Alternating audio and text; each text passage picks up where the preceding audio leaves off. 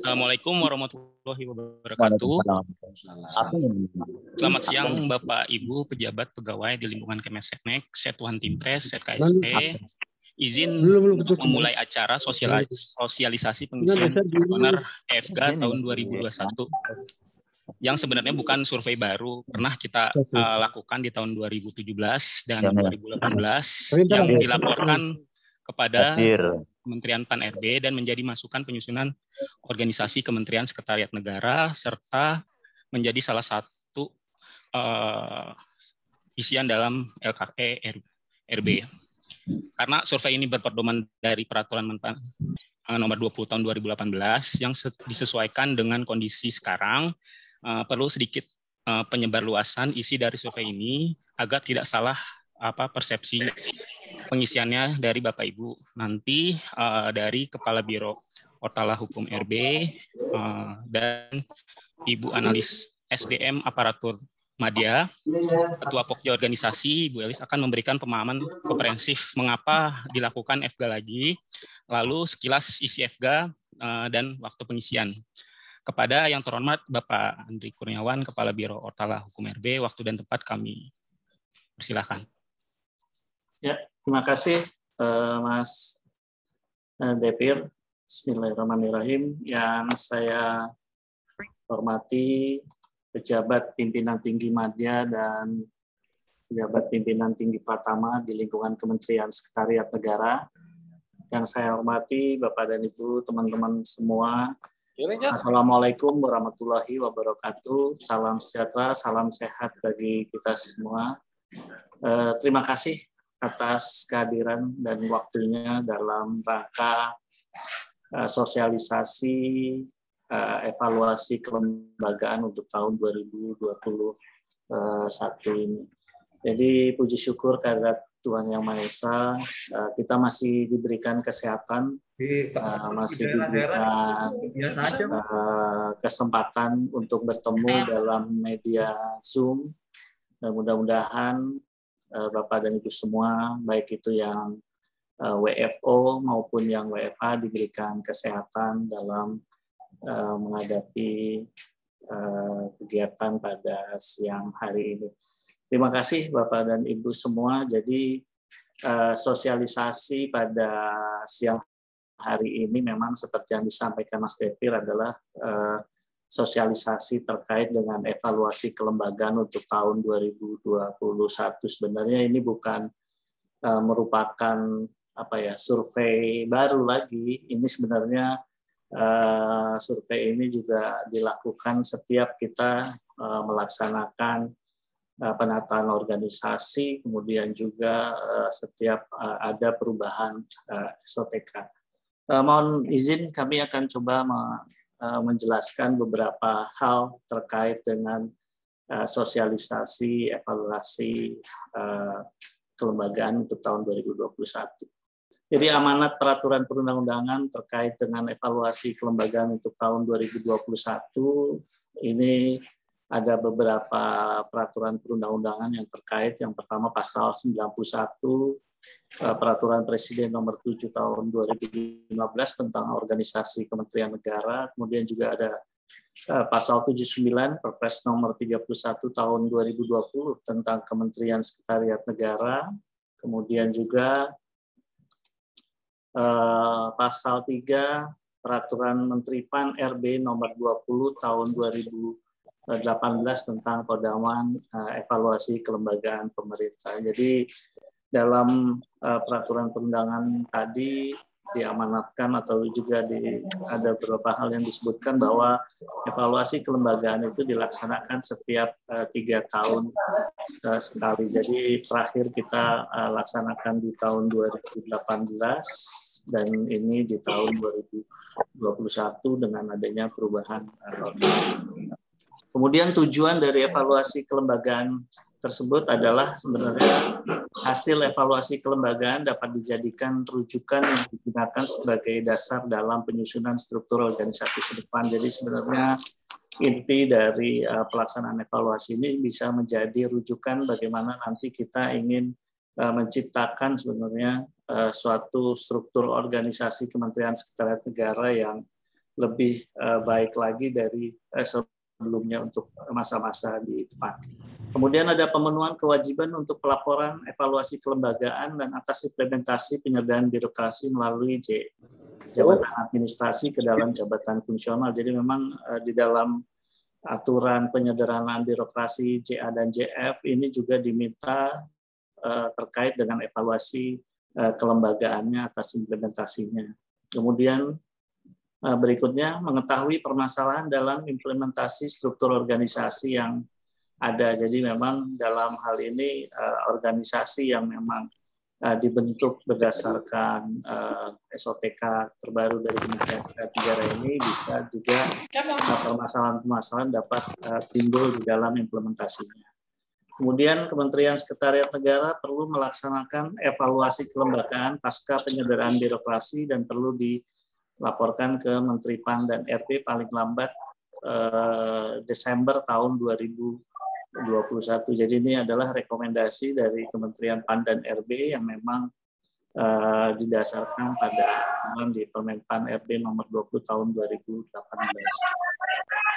Kemudian manfaat yang bisa kita ambil sebenarnya di dalam pelaksanaan evaluasi kelembagaan ini. Sebelumnya ya, Mbak Ari.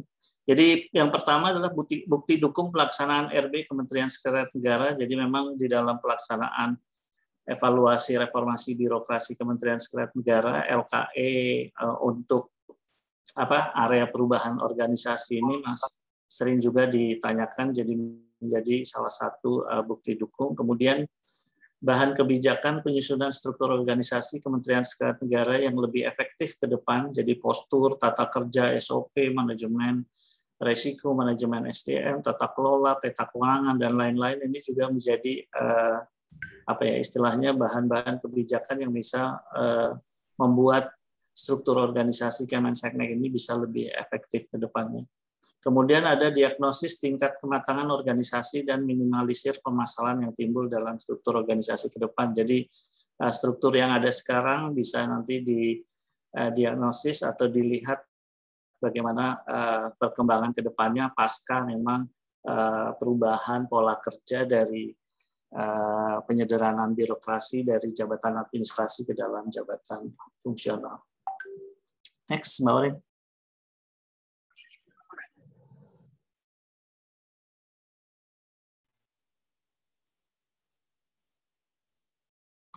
Jadi ini adalah hasil dari tahun 2018, hasil evaluasi kelembagaan Kementerian Sekretariat Negara di tahun 2018.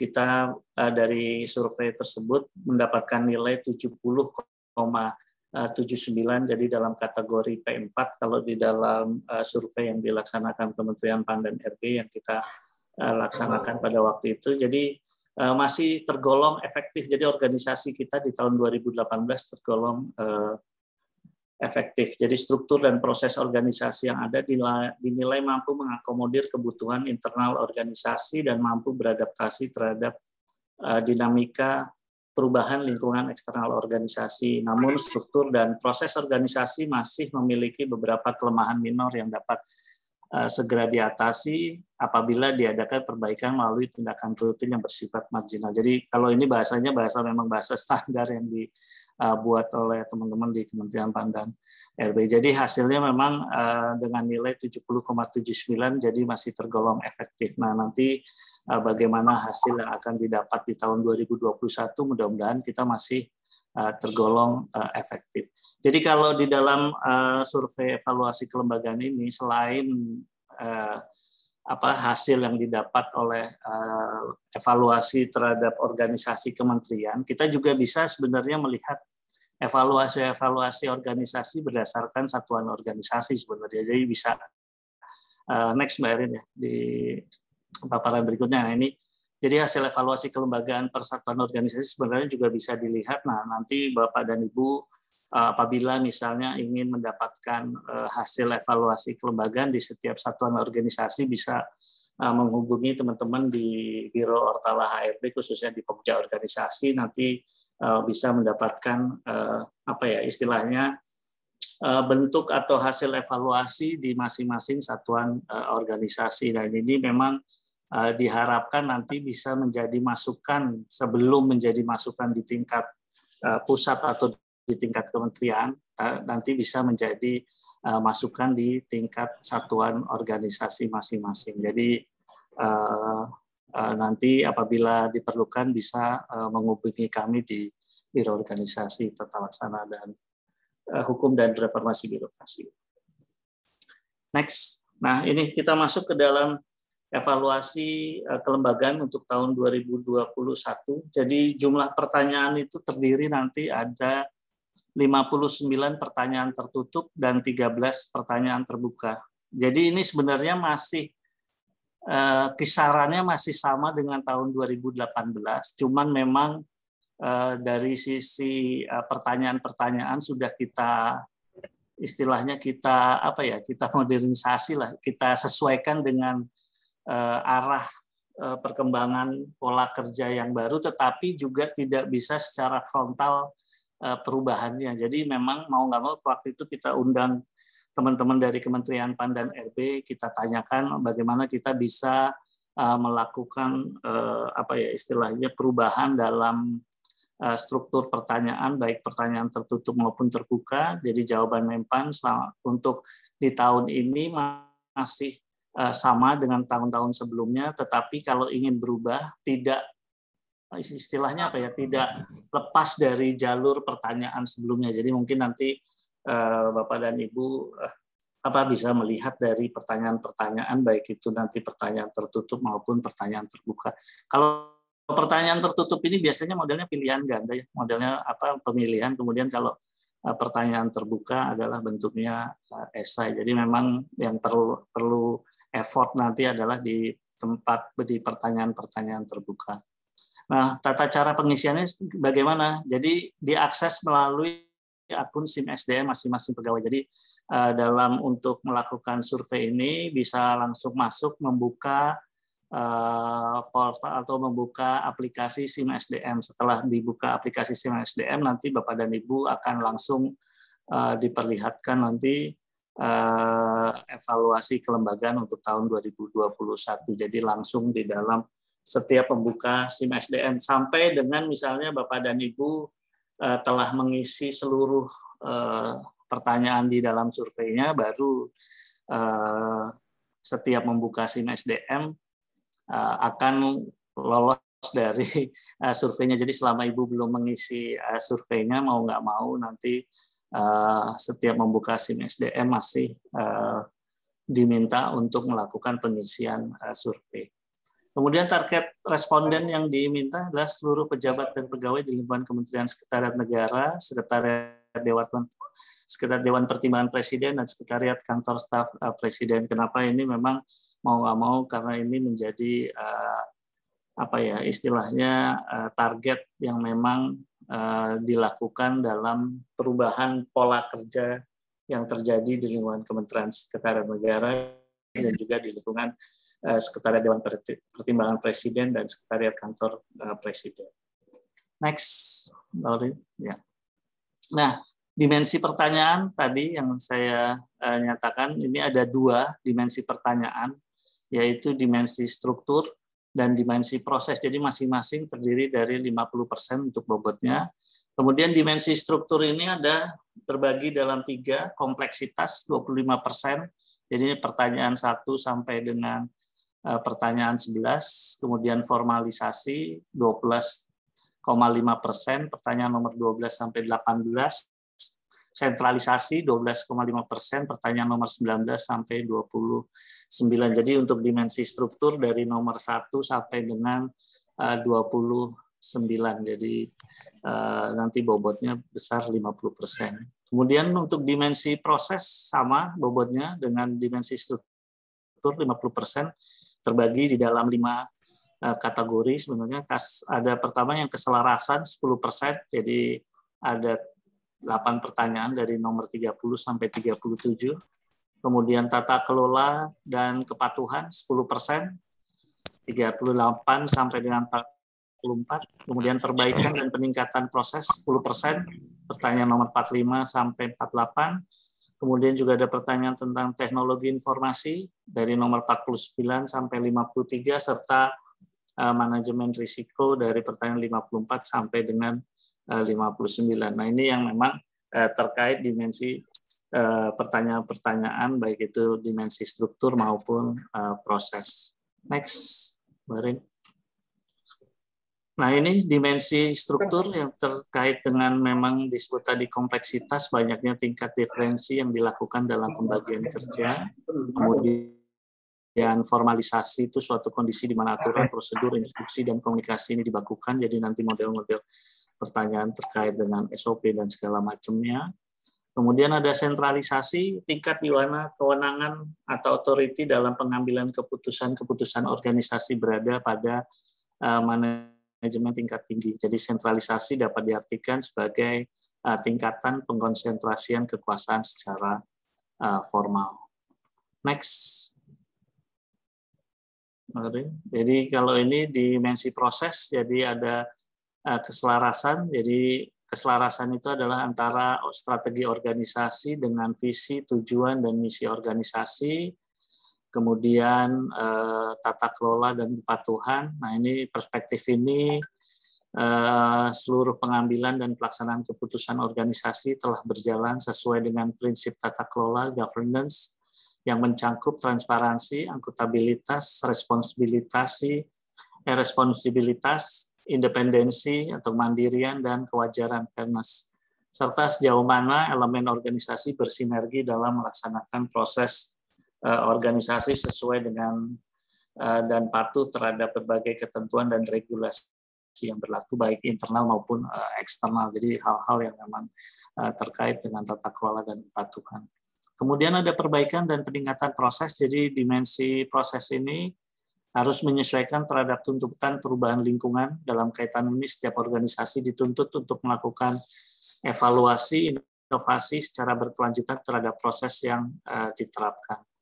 Kemudian manajemen risiko, identifikasi, penilaian, penentuan prioritas risiko, diikuti oleh penerapan sumber daya yang terkoordinasi, serta ekonomis untuk meminimalkan, memantau, dan mengendalikan probabilitas dampak kejadian yang tidak menguntungkan. Jadi memang bahasa-bahasa ini yang memang bahasa textbook dari buku. Kemudian teknologi informasi, kecukupan kebijakan teknologi informasi, ada rancangan arsitektur teknologi informasi, dan pemanfaatan teknologi informasi. Jadi ini merupakan gambaran atau penjelasan di setiap dimensinya. Next, Mas Depir. Nah, ini kita masuk dalam pertanyaan-pertanyaan. Mungkin Bapak dan Ibu bisa nanti dalam sesi tanya jawab bisa melaksanakan atau misal menanyakan. Nanti saya dibantu oleh Mbak Elis dan Mas Depir terkait dengan pertanyaan-pertanyaan ini. Jadi memang ada pertanyaan-pertanyaan ini seperti yang tadi disampaikan. Misalnya ada yang dari nomor 1 nggak? Ya, ini. Kita mulai dari nomor 1. Sebenarnya pertanyaan ini ada, ini saya ambil contoh saja untuk penjelasannya. Jadi misalnya desain organisasi yang ada saat ini perlu disesuaikan dengan ketentuan peraturan perundang-undangan. Nah, dalam penjelasannya ini kita masukkan. Nanti paparan ini kita akan share di kolom chat ya, Mbak Elis. Nanti biar menjadi bahan pedoman nanti buat Bapak dan Ibu dalam melakukan pengisiannya. Jadi dalam penjelasan scoring ini, misalnya maksud pertanyaannya adalah saat ini struktur organisasi masih belum sesuai dengan ketentuan peraturan perundang-undangan, misal belum disesuaikan dengan kebijakan penyetaraan jabatan, atau belum adaptif terhadap perubahan lingkungan, strategis, atau hal-hal yang lain.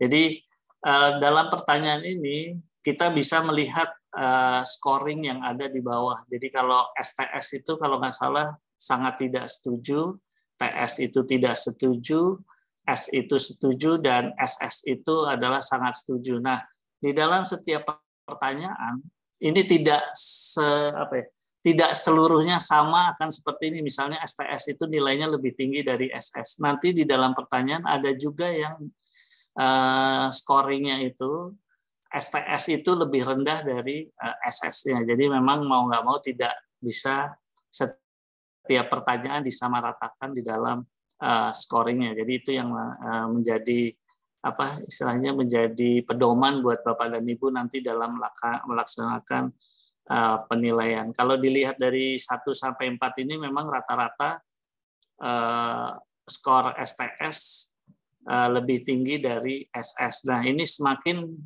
sangat tidak setuju skornya semakin besar, tapi sebaliknya semakin atau sangat setuju skornya semakin kecil. Jadi memang hal-hal ini yang bisa istilahnya kalau Bapak dan Ibu dalam melakukan survei biasanya melaksanakan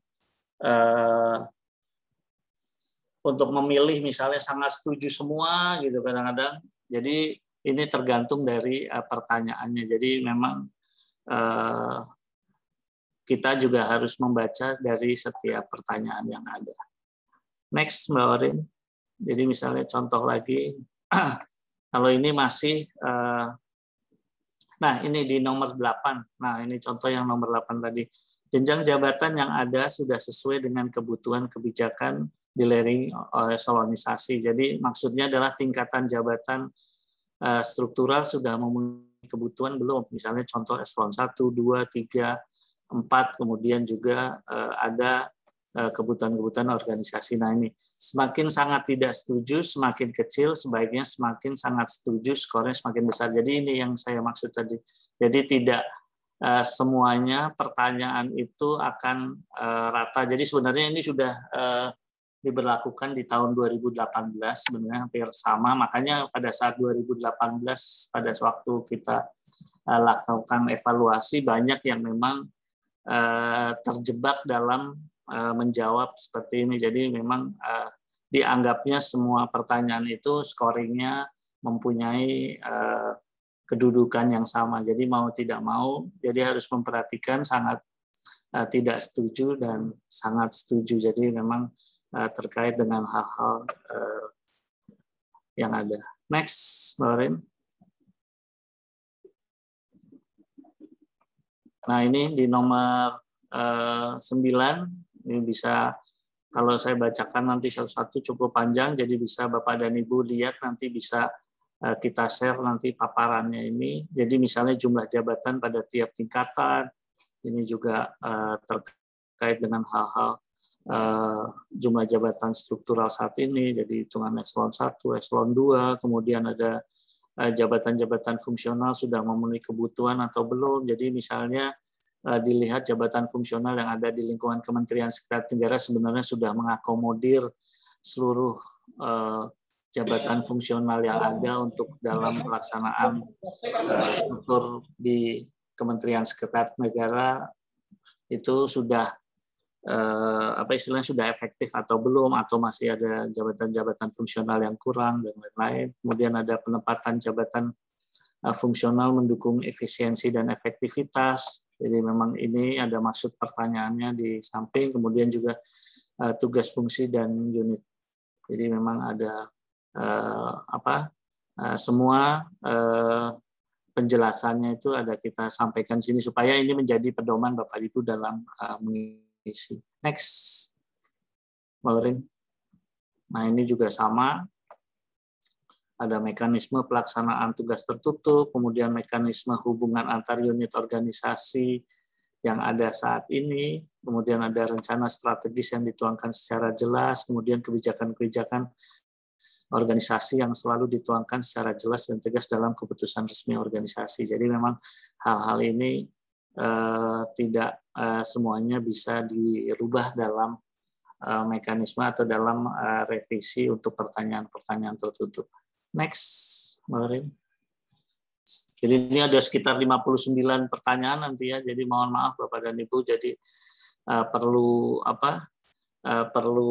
effort sedikit buat Bapak dan Ibu dalam waktu mengisinya. Jadi semua tadi dimensi pertanyaan tertutup yang terkait dengan hal-hal dimensi ini sudah masuk semua. Mudah-mudahan ini bisa menjawab nanti bagaimana evaluasi kelembagaan di lingkungan Kementerian Sekretariat Negara itu bisa berjalan dengan efektif dan efisien. Jadi ini sampai dengan pertanyaan pertanyaan terakhir itu adalah organisasi telah memiliki sistem monitoring risiko yang memadai, jadi semakin tinggi dan hal-hal yang lain. Jadi ini menjadi pedoman nanti buat Bapak dan Ibu dalam pengisian. Next, Mbak Orin, ada pertanyaan terbukanya ya? Untuk perhitungan interpretasinya, jadi kalau tadi kita di 2018 dengan poin hasil evaluasi kelembagaan sekitar 70-an masuk dalam P4 kategori efektif. Jadi memang interpretasi dari ini yang disampaikan oleh Kementerian PAN dan RB, misalnya di P1 skor itu 0 sampai 20 jadi kategori kurang baik. Kemudian P2 itu skornya 21 sampai 40 sama kategorinya juga kurang baik juga. P3 4160 itu kategori cukup efektif. P4 itu kategori efektif dan P5 kategori sangat efektif. Dan mudah-mudahan nanti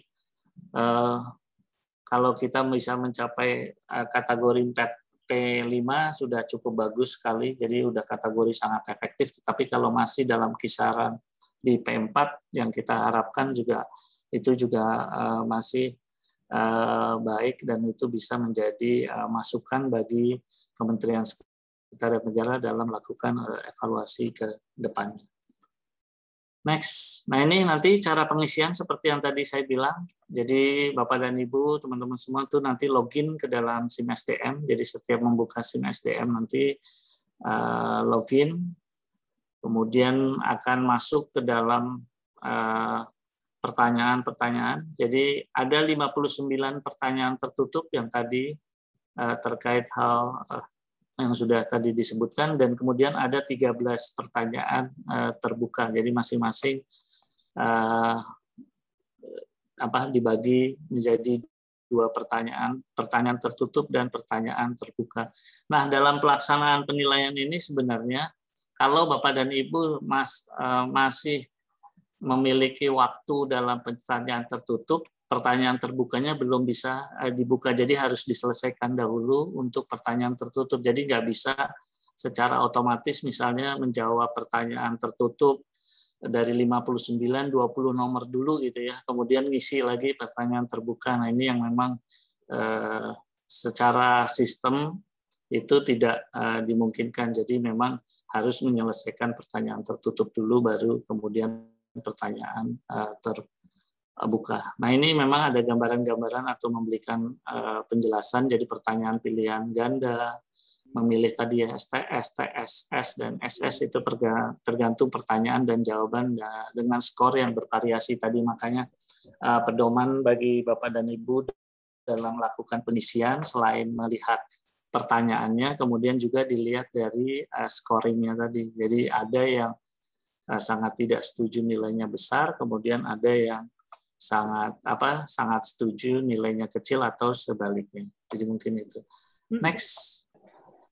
Nah, ini timeline pengisian bisa dimulai setelah hari, walaupun tadi juga udah ada yang mulai pengisian untuk evaluasi kelembagaannya. Kita mulai tanggal 25 untuk pertanyaan tertutup ya. Tadi yang saya bilang kenapa pertanyaan tertutup terlebih dahulu, karena memang di dalam sistemnya sudah dibuat seperti itu. Jadi pertanyaan tertutup dari tanggal 25 hari ini sampai dengan nanti tanggal 28 pukul 23.59 untuk pertanyaan tertutupnya. Kemudian baru nanti pertanyaan terbukanya dapat diisi 29 sampai 31. 29 sampai 31 ini kan juga nanti ada jatuh hari Sabtu dan Minggu kalau nggak salah ya, Sabtu dan Minggu, tetapi setelah tanggal 31 kami akan masih membuka untuk Bapak dan Ibu dan teman-teman semua menjawab pertanyaan terbuka sampai dengan tanggal 4. Tanggal 4 baru kita tutup sistemnya untuk surveinya. Jadi karena kenapa kita nggak deadline di sini tanggal 4, ini kita masih men-trigger Bapak dan Ibu sesuai dengan timeline pengisiannya dahulu, jadi 25 sampai 28 pukul 23.59 untuk pengisian pertanyaan tertutupnya, kemudian pertanyaan terbukanya untuk 29 sampai 31 dan kemungkinan akan dibuka untuk sampai dengan tanggal 4 sampai pukul 12 siang. Jadi kalau bisa tadi buat Bapak dan Ibu semua, teman-teman semua dalam mengisi pertanyaan tertutup kalau bisa diakhiri tanggal 28, karena setelah tanggal 29 pertanyaan tertutup ini akan tertutup dengan sendirinya, jadi otomatis akan tertutup dengan sendirinya. Kemudian baru dibuka dengan pertanyaan terbuka. Next, Mbak Orin. Habis ya. Jadi itu saja pemberitahuan dari kami. Nanti sebelum kita berdiskusi hal-hal yang terkait dengan bagaimana cara pengisiannya, mungkin Mbak Elis bisa menyampaikan hal-hal yang memang terkait di dalam pengisian evaluasi kelembagaan untuk tahun 2021. Sebelumnya saya akhiri. Assalamualaikum warahmatullahi wabarakatuh. Saya persilakan Mbak Elis. Monggo. Baik, terima kasih Pak Karo. Assalamualaikum warahmatullahi wabarakatuh. Dan selamat siang yang saya hormati Bapak Ibu pejabat pimpinan tinggi Pratama, Madya, dan pejabat fungsional maupun pejabat administrasi.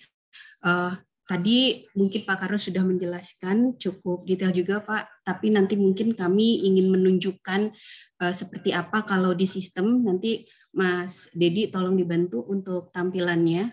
Nanti ketika Bapak Ibu, tadi soalnya beberapa hari yang lalu juga sudah banyak yang bertanya bagaimana sih di SIM SDM itu gitu. Nah ini nanti akan bentuknya pop up, jadi kalau nanti Bapak Ibu sudah masuk ke dalam SIM SDM, dia akan pop up langsung menuju ke kuesioner pertanyaan evaluasi kelembagaan. Seperti ini Bapak Ibu.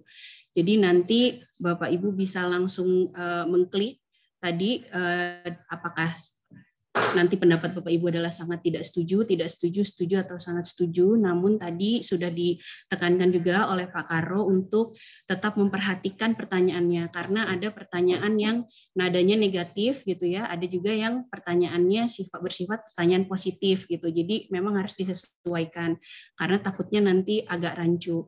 Nanti kami mohon untuk nanti bagi Biro Ortala AK untuk memperkaya analisisnya. Kalau memang Bapak Ibu memiliki pendapat atas jawaban Bapak Ibu mengapa setuju, mengapa sangat setuju, silahkan nanti dituliskan penjelasannya di sini. Misalkan sangat setuju, mengapa gitu. Misalkan jawabannya, oh ya, struktur organisasi di Kementerian Setnek sudah melakukan kebijakan penyetaraan, misalkan gitu, sesuai dengan kebijakan nasional penyederhanaan birokrasi, misalkan seperti itu. Jadi ini kalau jawaban gini kan desain organisasi saat ini perlu disesuaikan. Kalau perlu disesuaikan artinya belum sesuai dengan ketentuan perundang-undangan, seperti itu kan ya Bapak Ibu. Jadi misalkan oh udah sesuai berarti nggak setuju nih, sangat nggak setuju karena kan sudah sesuai. Makanya di sini karena telah ini gitu. Jadi ini mungkin banyak yang rancu dari beberapa tadi jawaban. Ada juga yang menyebut sangat setuju memang perlu diubah karena belum sesuai dengan peraturan perundang-undangan. Tapi itu kembali lagi adalah penilaian Bapak Ibu berdasarkan kondisi existing saat ini. Tentunya harus sesuai dengan eviden yang ada gitu ya. Nah ini nanti seperti itu sampai dengan ke bawah, nanti Bapak Ibu akan mengisikan, kemudian tidak boleh ada pertanyaan yang terlewat.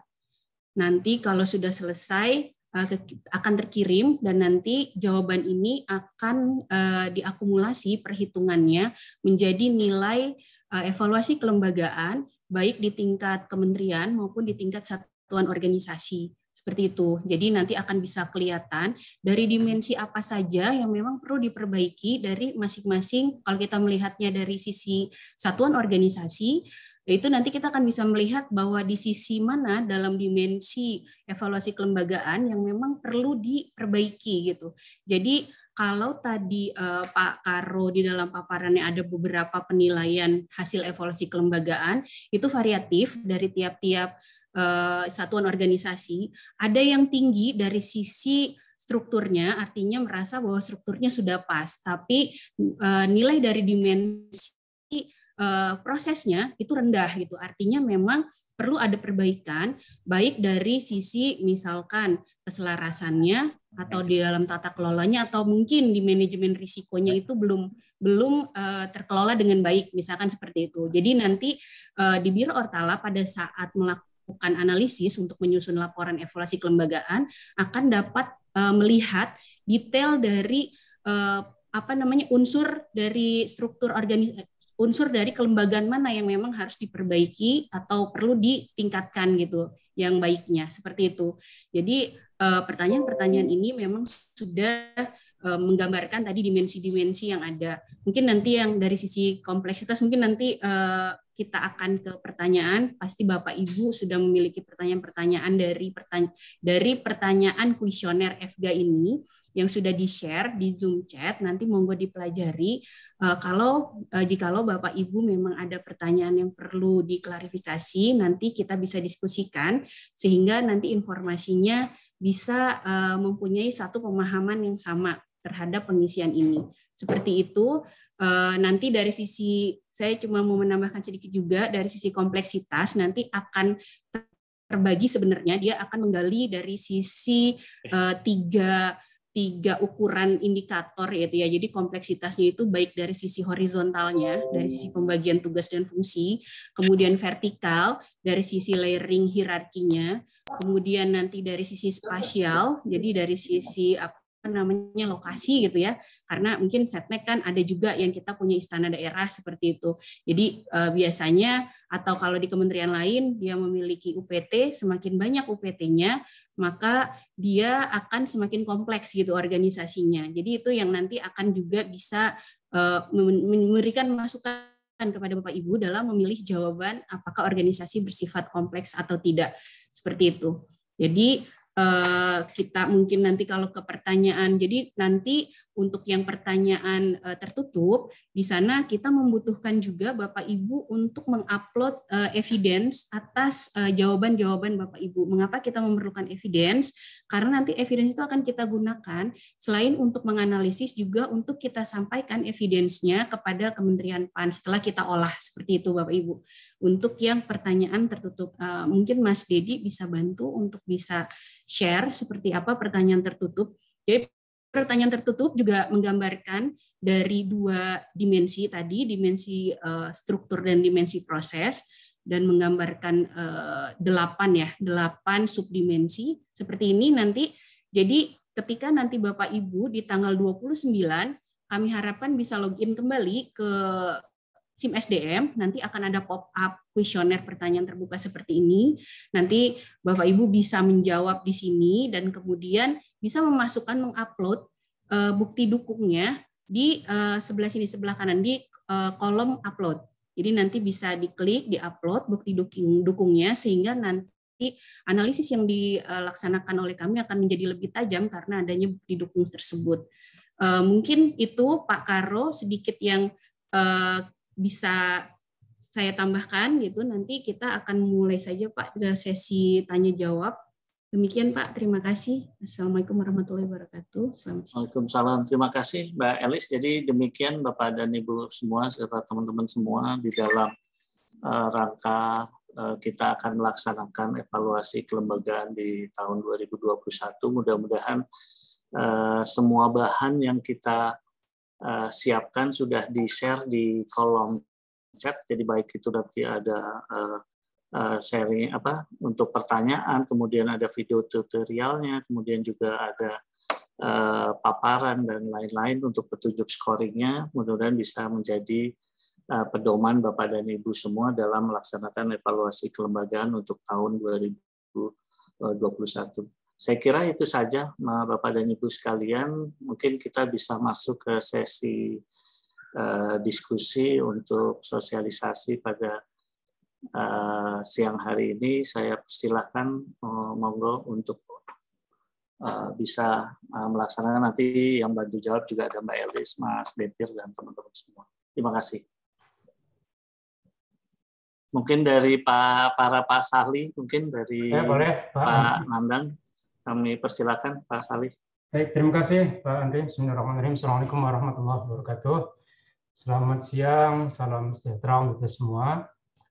Pak Andri, terima kasih atas paparannya, Mbak Elis, serta Bapak Ibu peserta sosialisasi yang kami hormati. Tadi sudah jelas saya kira ya yang disampaikan oleh Pak Andri dan Mbak Elis. Namun demikian ada beberapa hal yang perlu saya tanyakan atau mohon konfirmasi. Tadi dijelaskan Pak Andri ya bahwa tujuan evaluasi kelembagaan ini antara lain sebagai dasar dalam penyusunan struktur organisasi ke depan, gitu ya, sebagai dasar penyusunan organisasi ke depan. Saya sangat setuju. Meskipun selama ini kita tahu bahwa bentuk struktur organisasi ini sangat ditentukan oleh kebijakan pimpinan. Sebagai contoh misalnya, perubahan organisasi seluruh kementerian, lembaga, dan termasuk daerah saat ini yang sangat signifikan dari pola struktural ya menjadi pola fungsional, itu sebagai tindak lanjut dari kebijakan Presiden dalam penyetaraan jabatan. Sehingga bentuk organisasi yang dominan fungsional saat ini itu sudah given. Gitu ya. Nah, memang dulu beberapa tahun yang lalu saya pernah terlibat dalam penyusunan survei evaluasi kelembagaan ini. Namun saat itu ketika masih secara manual, ya, belum dilakukan secara elektronik melalui aplikasi FGA ini, dan jauh sebelum dilakukannya konversi jabatan. Nah, sehingga saat ini saya mohon konfirmasi atau penjelasan ya. Pertama, begini Pak Andre, Mbak Elis ya, apakah dimensi struktur yang terdiri dari subdimensi kompleksitas, formalisasi, dan sentralisasi itu masih relevan tidak dengan bentuk organisasi yang dominan fungsional saat ini? Gitu ya. Kita tahu Seknek dan semua kementerian lembaga sekarang dominannya adalah fungsional sebagai tadi pelaksanaan dari kebijakan Presiden. Karena apa? Karena Permenpan 20/2018 tentang pedoman evaluasi kelembagaan tersebut itu kan disusun tahun 2018 sebelum adanya konversi jabatan. Nah, tadi berdasarkan penjelasan bahwa unsur-unsur yang ditanyakan itu mengacu kepada Permenpan. Yang saya stressing sekarang adalah dimensi struktur gitu ya. Itu yang pertama. Jadi masih relevan nggak nih yang ditanyakan tadi itu, yang nanti akan kita jawab sama-sama ini, masih relevan nggak dengan kondisi existing sekarang? DPS itu mau naik yuk. Ketika kita memiliki saat ini bentuk organisasi yang fungsional yang dominannya. Itu yang pertama. Yang kedua, apakah hasil olahan dari jawaban pada survei FGA ini nanti ya dapat untuk semakin menguatkan sistem kerja baru pada organisasi existing hasil konversi jabatan. Nah, kalau itu ya saya sangat setuju gitu ya. Nah, mengingat tadi masih sangat sepintas sekali dijelaskan mengenai pertanyaan tertutup, saya menghendaki atau mengusulkan tidak perlu ada pertanyaan terbuka maksud saya yang dapat menggiring responden untuk kembali kepada model organisasi struktural. Gitu ya. Jadi, kalaupun ada pertanyaan-pertanyaan yang bersifat terbuka, itu hendaknya usulan saya hendaknya diperuntukkan atau ditujukan untuk semakin menguatkan sistem kerja baru pada organisasi existing saat ini hasil konversi jabatan. Begitu Pak Andre, Melis ya. Itu saya kira masukan saya. Dan terakhir ini usulan, mengingat sepintas barusan saya lihat ya, kita semua sama-sama menyaksikan pertanyaan dalam bentuk pertanyaan terbuka tadi itu saya kira tidak gampang menjawabnya. Gitu ya. Mohon nanti diulang lagi, dikasih contoh, kalau perlu ada sesi tersendiri lah, sesi khusus untuk kita semua untuk cara menjawabnya, karena saya yakin tidak gampang menjawabnya, ya harus upload dan seterusnya, harus menggambarkan desain bagaimana kondisi existing organisasi ini dan seterusnya lah. Saya kira seperti itu. Jadi intinya itu tadi ada sekali lagi saya sampaikan ya, apakah masih relevan tidak instrumen yang dipakai tadi, karena pedoman yang digunakan yang menjadi rujukan dari evaluasi ini itu sudah expire lah, artinya sudah tidak relevan lagi ya dengan kondisi organisasi fungsional saat ini. Yang kedua, tadi saya mengusulkan agar kalaupun ada pertanyaan terbuka itu diperuntukkan tujukan untuk menguatkan sistem kerja yang existing saat ini yang bersifat fungsional. Yang terakhir tadi saya mengusulkan ada sesi tersendiri.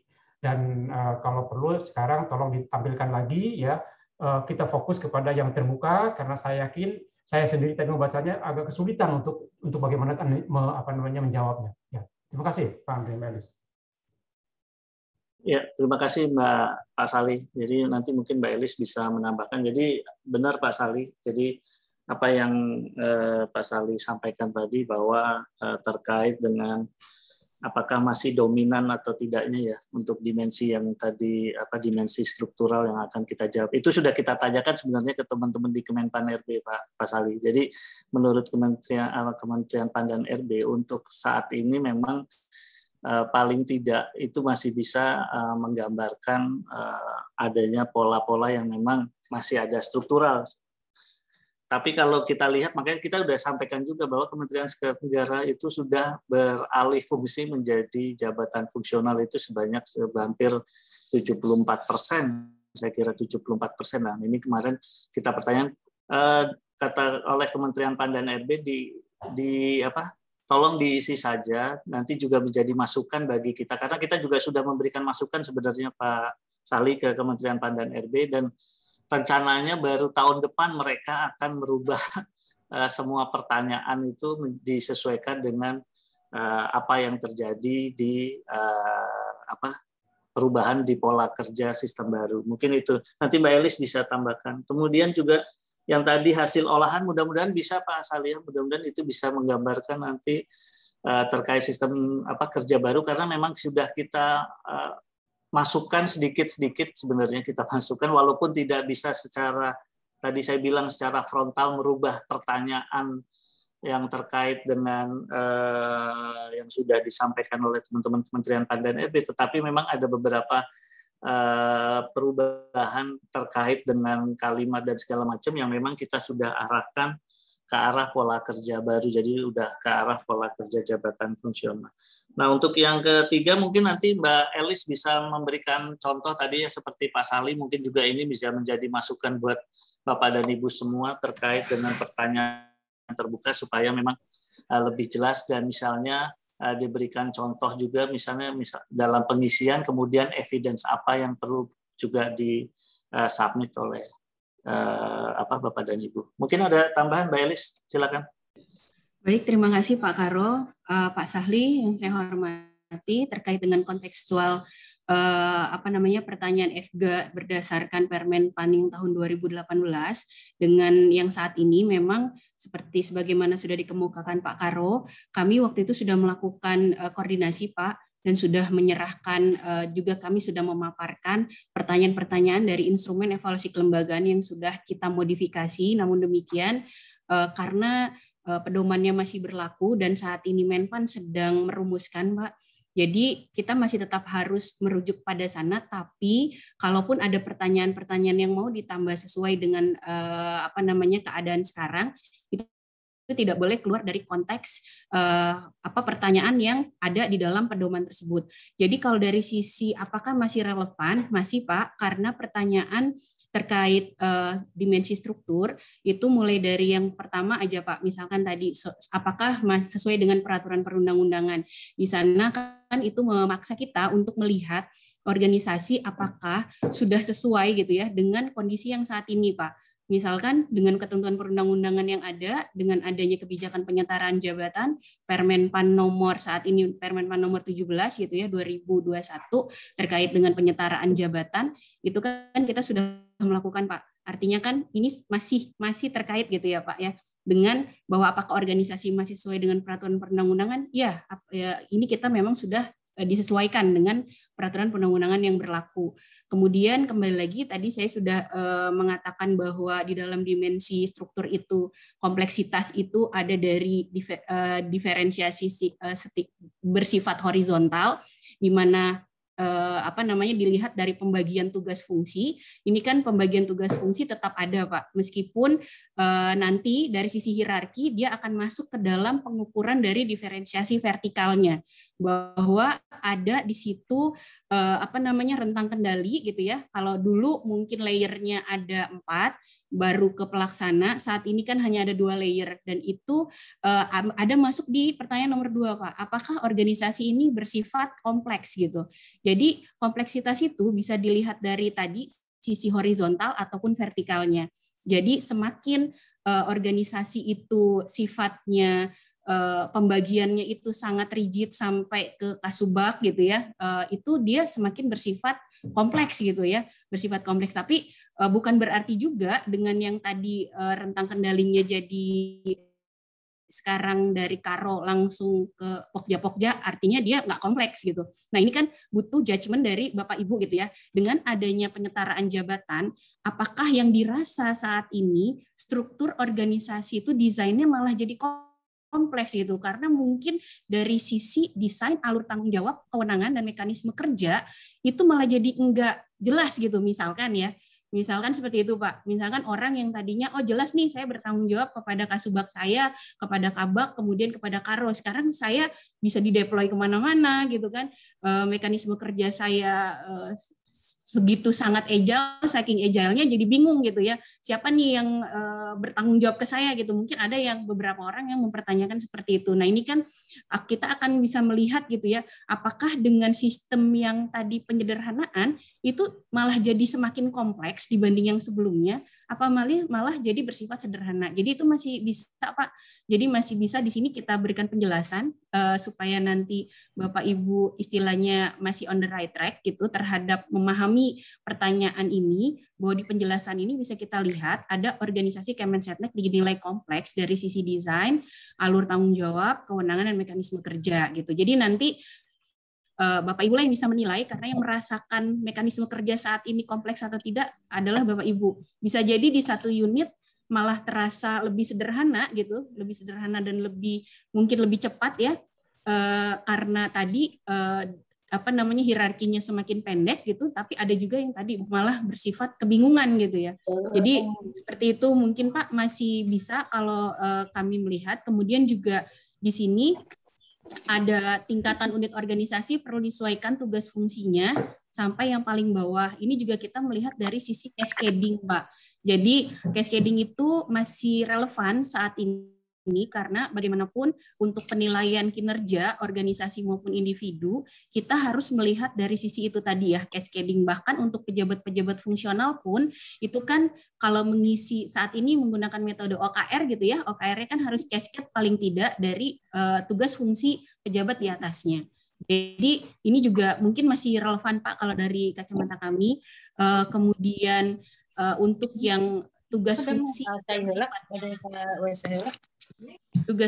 yang sifatnya spesifik gitu ya Pak ya. Kemudian nah yang ini terdapat adanya indikasi yang sifatnya spesifik, ini juga mungkin bisa dilihat juga dari saat ini, karena bagaimanapun dengan adanya penyetaraan bisa jadi malah tugas fungsi sifatnya sekarang nggak spesifik lagi, tapi lebih bersifat general gitu, karena spesifiknya kan adanya di Pokja-Pokja. Nah ini juga nanti yang merasakan adalah Bapak Ibu, misalkan oke, ya sekarang udah nggak spesifik, tapi saya malah bingung batasan kerja saya apa, mungkin gitu. Nanti bisa dijawab di pertanyaan Pak nih di kolom tambahan gitu Pak. Jadi seperti itu. Nah untuk yang nomenklatur unit perlu disesuaikan gitu. Apakah nanti ini juga kan banyak juga kalau dahulu ya istilahnya itu kaleng monde, dalamnya keripik misalkan gitu. Nah ini kan kita juga harus menyesuaikan bahwa nomenklatur unit organisasi ya harus menggambarkan isi dari tugas dan fungsinya. Sepertinya masih relevan Pak, karena bagaimanapun evaluasi kelembagaan ini bukan hanya menilai dari sisi pejabat fungsional, tapi juga masih ada struktur organisasi mulai dari eselon 1, 2, dan di beberapa 3, 4 juga masih ada, tapi struktur organisasi masih existing gitu Pak. Ada meskipun pelaksanaan pekerjaan secara teknis oleh pejabat fungsional. Mungkin itu Pak yang bisa kami lihat ya. Kemudian mungkin bisa dilihat lagi Mas Depir dari dimensi proses ya. Nah, ini juga dimensi proses ada seperti ini Pak, misalkan jumlah jabatan sudah sesuai dengan kebutuhan kebijakan delayering. Ini sudah kami sesuaikan Pak, pertanyaan di Permenpan tidak seperti ini sudah kita sesuaikan bahwa benar nggak sih jumlah jabatan yang saat ini ada. Nah, kita juga berikan gambaran bahwa hasil jabatan struktural itu sekian gitu hasilnya sisanya. Nah sebenarnya udah sesuai belum sih jumlah Kabag, Asubag misalkan yang masih struktur ini ya Pak, yang masih struktural sudah sesuai apa belum ya setelah diadakan delayering ini, atau malah harusnya yang masih pertahankan gitu. Ini untuk menjawab pertanyaan juga Pak, menindaklanjuti dari surat rekomendasi Menpan atas persetujuan OTK kita, bahwa kita perlu lagi nih melihat jabatan-jabatan yang masih tetap kita pertahankan berbentuk struktural gitu. Nah, di sini kan mungkin untuk memperkuat itu juga Pak. Misalkan kita akan melihat bahwa dari sisi yang unit-unit terkait dengan misalkan biro umum atau keprotokolan itu masih harus udah dianggap cukup gitu ya, dianggap cukup, dan nanti misalkan ada jawabannya bahwa belum ada jabatan fungsional yang bisa menampung jenis tugas dan fungsi tersebut, ini juga mungkin bisa menjadi masukan setelah nanti kami olah menjadi analisis gitu ya Pak ya. Nah, ini juga jenjang. Kemudian di bawah untuk jenjang jabatan fungsional, ini juga kita ada pertanyaan yang memang udah kita sesuaikan Pak, beberapa pertanyaan, tidak murni semuanya kita ambil dari Permenpan. Kembali lagi tadi ada markanya gitu ya Pak, ketika mau merubah boleh, tapi masih satu nafas gitu dengan pertanyaan yang lama gitu. Jadi ini beberapa sih sudah kita perbaiki Pak. Nah, kemudian seperti ini Pak, nomor 13. Mengenai mekanisme pelaksanaan tugas fungsi sesuai pola kerja baru. Ini juga yang pasca penyetaraan. Ini juga udah kita agak kita sesuaikan dengan kondisi saat ini sesuai dengan SEDAA nomor 1 tahun 2020 tentang mekanisme pola kerja pasca debirokratisasi. Ini di sini kita melihat, kita ingin tahu nih mekanisme pola kerjanya udah jelas belum sih? Karena masih banyak orang yang mungkin belum paham ya, mungkin ada beberapa yang memang selalu terkait dengan tugas-tugas misalkan perencanaan, organisasi atau SDM atau yang berkaitan atau pengambil keputusan tertinggi mungkin sudah aware bahwa mekanisme pola kerja baru ini sudah tertuang dalam dokumen formal gitu ya, SE. Tapi mungkin ada orang yang belum tahu gitu. Nah, ini kan kita perlu tahu gitu ya, Pak. Ya, jadi kita perlu tahu mendalami sejauh mana pemahaman orang terhadap mekanisme pola kerja baru. Nah, ini juga untuk yang dari sisi sentralisasi gitu Pak, untuk dari sisi kewenangan, itu juga kita tambahkan juga pertanyaan apakah pengambilan keputusan itu juga didelegasikan bukan hanya kepada pejabat struktural, tapi juga kepada pejabat fungsional gitu. Karena kita melihat adanya pokja-pokja yang diketuai oleh JF-JF gitu ya, atau berisi JF-JF. Dan tidak bisa juga dipungkiri bahwa mungkin ada tugas dan fungsi tertentu yang kewenangannya itu didelegasikan oleh pejabat struktural kepada si JF. Itu juga sudah kita capture Pak, ada di pertanyaan nomor Mas Depir, mungkin desentralisasi ya, itu masih di sisi struktur di atas ya. Itu juga apakah sudah di bawah ya, nomor berapa ya tadi saya lupa. Tapi ada Pak nanti pertanyaannya bahwa kewenangan pengambilan keputusan sudah didelegasikan kepada pejabat struktural atau pejabat fungsional. Nah, ini dia. Tingkat menengah dan pejabat fungsional gitu. Ini mengingat karena sekarang ini kita sudah di eranya JF gitu Pak. Jadi emang beberapa sudah kita sesuaikan. Kemudian untuk yang pertanyaan terbuka itu mungkin Mas Depir minta tolong untuk di-share pertanyaan terbuka. Elis, mungkin yang pertanyaan terbuka nanti buat contoh di akhir aja, mungkin sebelum kita tutup dikasih waktu 5-10 menit untuk kamu menjelaskan. Iya, kalau untuk pertanyaan terbuka ya, jadi bisa nanti menjadi penutup nanti. Oke, pertanyaan terbuka hanya ini aja Pak, mungkin memberikan gambaran kepada Pak Sahli bahwa di pertanyaan terbuka kita sudah juga memberikan pertanyaan terkait dengan delayering juga gitu. Jadi ada pertanyaan di situ di nomor 7, bagaimana pandangan Anda terhadap organisasi saat ini pasca penyetaraan jabatan administrasi ke dalam jabatan struktural. Dari sisi struktur, apakah sudah diterjemahkan dengan baik sampai level Pokja? Dari sisi standarisasi proses kerja, bagaimana mekanisme pelaksanaan pola kerja barunya dalam bentuk Pokja-Pokja, deployment, apakah sudah efektif apa belum? Kami juga menggali itu Pak. Kemudian proses pengambilan keputusan tadi ya, apakah setiap level jabatan struktural fungsional, baik yang di dalam Pokja ataupun secara yang mandiri itu punya kewenangan pengambilan keputusan. Nah itu kalau sudah jelas apa belum gitu ya kewenangannya. Terus bagaimana seharusnya itu juga kita angkat juga Pak. Kemudian apakah seluruh saat ini sudah beradaptasi dengan kebutuhan dinamis eksternal organisasi gitu, karena dan juga apakah struktur sudah beradaptasi dengan kebutuhan internal organisasi, itu juga kita lihat Pak, karena misalkan kebutuhan dengan adanya JF ini kita harus mempunyai ukuran yang jelas terhadap kinerja para JF gitu ya. Ini lewat apa? Kan kemarin mungkin semua orang sekarang udah tahu bahwa penyusunan kinerja itu melalui metode OKR gitu. Di OKR itu setiap orang punya tugas dan tanggung jawab. Nah, itu kan menjawab kebutuhan kita bagaimana cara mengukur kinerja dari para pejabat fungsional dan para pegawai pasca penyetaraan gitu. Karena kan orangnya jadi banyak, rentang kendalinya lebar dari kepala biro, tapi untuk memonitor orang-orang tersebut sudah bekerja sesuai dengan kebutuhan organisasi atau tidak, sesuai dengan target kinerja atau tidak, maka dibuatlah OKR. Misalkan seperti itu Pak, nanti jawabannya, oh sekarang sudah ada tadi ya. Itu Pak jawaban dari kami Pak terkait pertanyaan Bapak, jadi kurang lebih masih relevan Pak. Nanti kalau memang ada kekurang jelasan, nanti bisa melihat di dalam petunjuk pengisian, di mana di dalamnya itu sudah ada juga istilahnya panduan-panduan dasar. Di sini nanti bisa diklik nih, klik di sini untuk melihat pengisian, petunjuk pengisian, video, dan lain-lain. Pertanyaan terbuka, ada video tutorialnya. Jadi nanti bisa lebih jelas. Mungkin itu Pak Sahli, Pak Andri.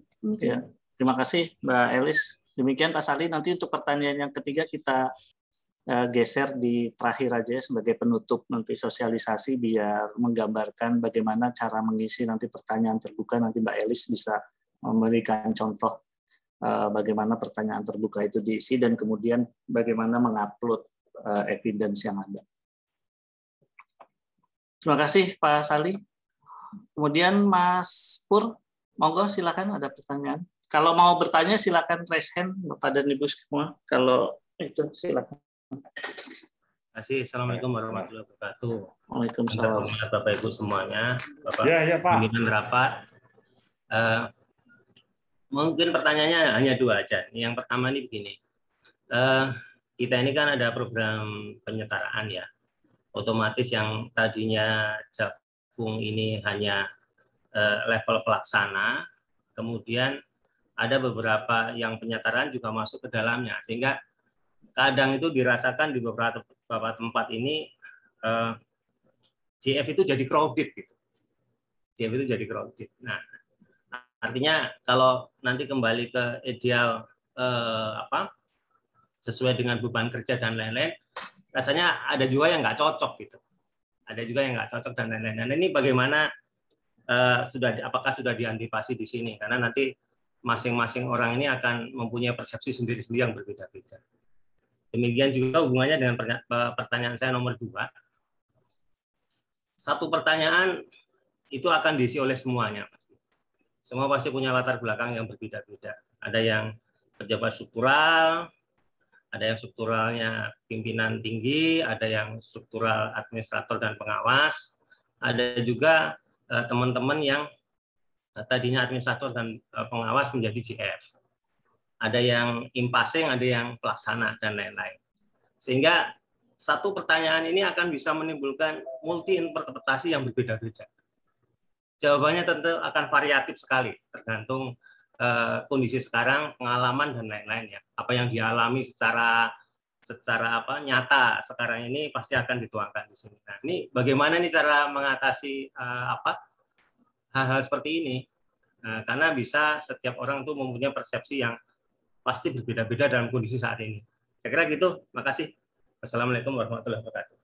Waalaikumsalam. Makasih Mas Pur. Jadi ada 2 pertanyaan ya terkait dengan penyelarasan. Ada dibilangnya nanti JF-nya masuk crowded lah istilahnya. Jadi memang mudah-mudahan bisa tercapture juga Mas Pur. Nanti Mbak Elis bisa menerangkan kalau tidak salah, karena memang pertanyaan-pertanyaan yang memang kita bisa istilahnya kita bisa ubah ya. Kita ubah memang harus selaras dengan pertanyaan sebelumnya. Jadi mau nggak mau mungkin nanti bahasanya agak berbeda dengan apa yang dimaksud Mas Pur, tapi memang arahnya seperti ke sana. Mungkin nanti Mbak Elis bisa membantu di sana. Kemudian untuk yang pertanyaan berikutnya yang dalam pengisian berbeda-beda. Untuk tahun 2018 waktu itu juga begitu Mas Pur, berbeda-beda. Jadi nanti kita akan kalibrasi sebenarnya. Kita akan kalibrasi di tim ini kalau memang jawaban itu nanti mengarah ke jawaban yang hampir sama, kita kalibrasi menjadi jawaban yang sama. Kalau berbeda-beda kita juga kumpulkan ke dalam, masukkan ke dalam jawaban-jawaban teman-teman semua. Karena jawaban-jawaban teman-teman semua ini sebenarnya bisa menjadi masukan, itu jadi masukan bagi kita dalam melakukan evaluasi terhadap organisasi yang ada sebenarnya. Kan tidak semua misalnya mereka mengisi kan berdasarkan apa yang dia rasakan, dan sebenarnya isian survei ini kan nanti mengisi apa yang dia rasakan. Jadi memang itu yang menjadi tujuan kita untuk dapat mengcapture bagaimana persepsi teman-teman semua terhadap organisasi Kementerian Sekretariat Negara yang ada saat ini. Mungkin itu dulu dari saya. Mbak Elis bisa tambahkan?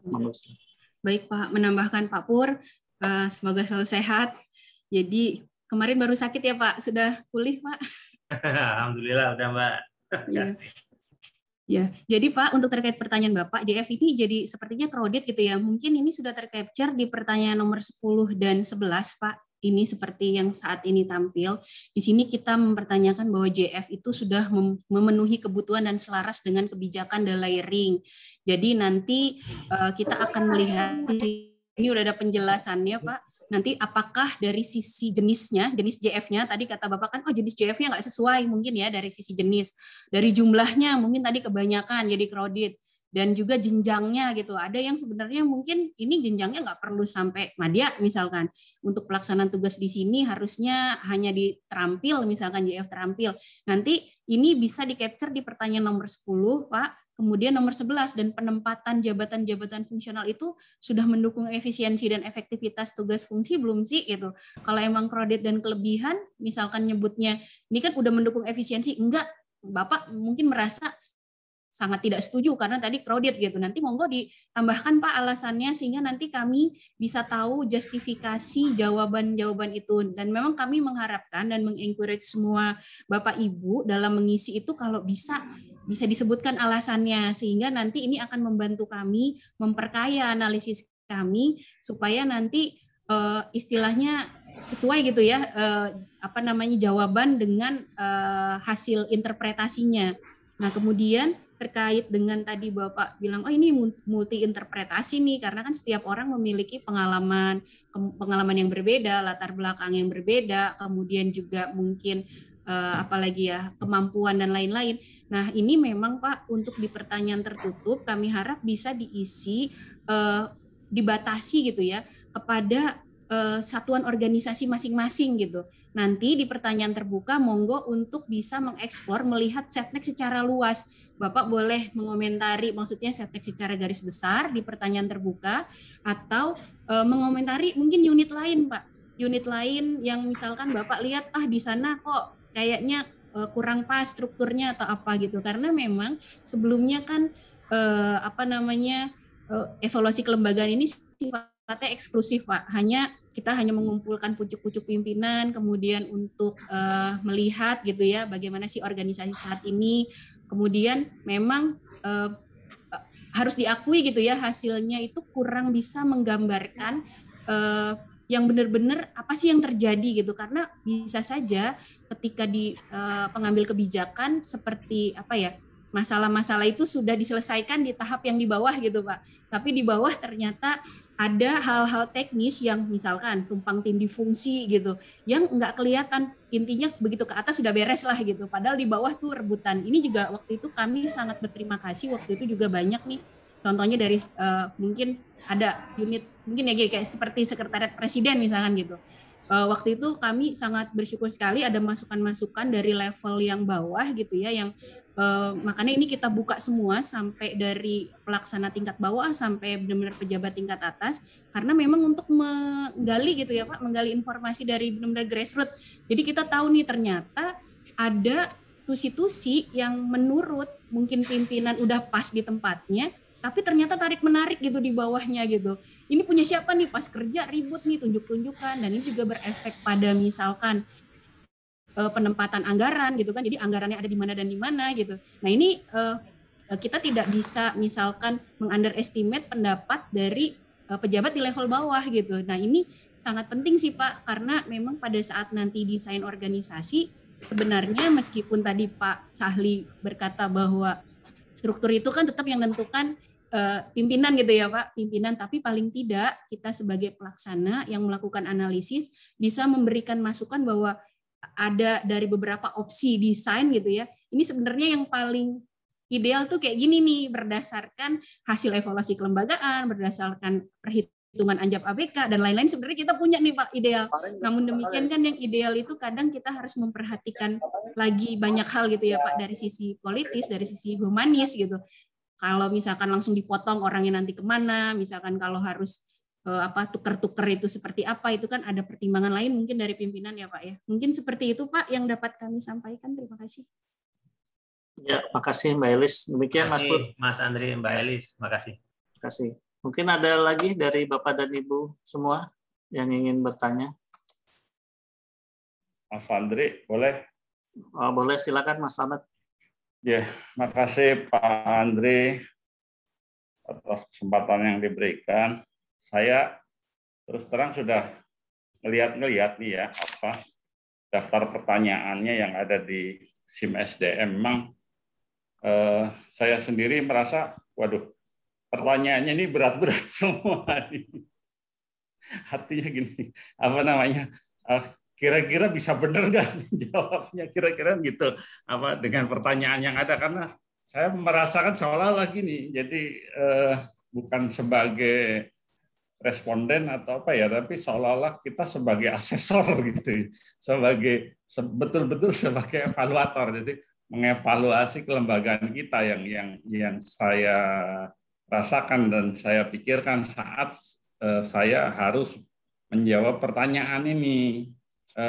Mesti diresapi betul gitu pertanyaan ini, antara misalnya, karena kan ini ya tidak lepas juga sebetulnya dari apa yang ada di dalam pemahaman kita, apa yang dalam persepsi kita, apa yang dirasakan, apa yang dipikirkan, dialami, dan itu mungkin juga tiap pejabat pegawai mungkin juga akan berbeda-beda. Walaupun misalnya ya pola hubungan kerja, koordinasi, kemudian internalisasi dan sebagainya, koordinasi, kemudian penerapan model kerja baru dan sebagainya sudah coba diterapkan. Tetapi dengan misalnya 59 pertanyaan tertutup, ini aja udah cukup berat dan menyita waktu. Bisa nggak misalnya pertanyaan ini mungkin disimplifikasi lagi gitu, disimpelkan gitu, yang gampang-gampang aja, jangan yang berat-berat gitu. Kalau yang berat-berat mungkin tugasnya betul-betul asesor atau ya auditor organisasi lah gitu ya. Jadi mungkin lebih pas barangkali kalau menurut saya gitu. Karena ini khawatirnya kan gini, dengan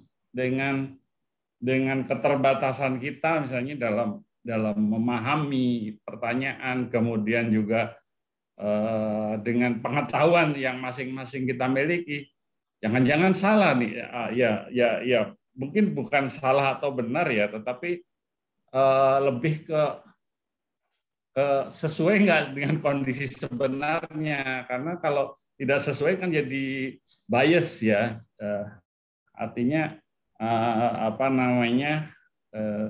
bisa tidak sesuai dengan kondisi sebenarnya. Jangan-jangan antara harapan pimpinan ya hasil evaluasi kelembagaan ini akan berbeda juga dengan harapan di JPT Madya atau Pratama, atau mungkin juga malah jangan-jangan harapannya itu berbeda jauh antara yang staf di bawah dengan di atas gitu dari hasil evaluasi kelembagaan ini. Jadi apakah masih mungkin nggak? Kalau saya lihat misalnya yang pertanyaan di bagian bawah ya, dari pertanyaan tertutup itu yang bagian bawah ini lebih singkat ya daripada yang di bagian atas yang kalimatnya panjang, harus perlu pemahaman dan mencerna dari apa yang dinyatakan atau ditanyakan gitu.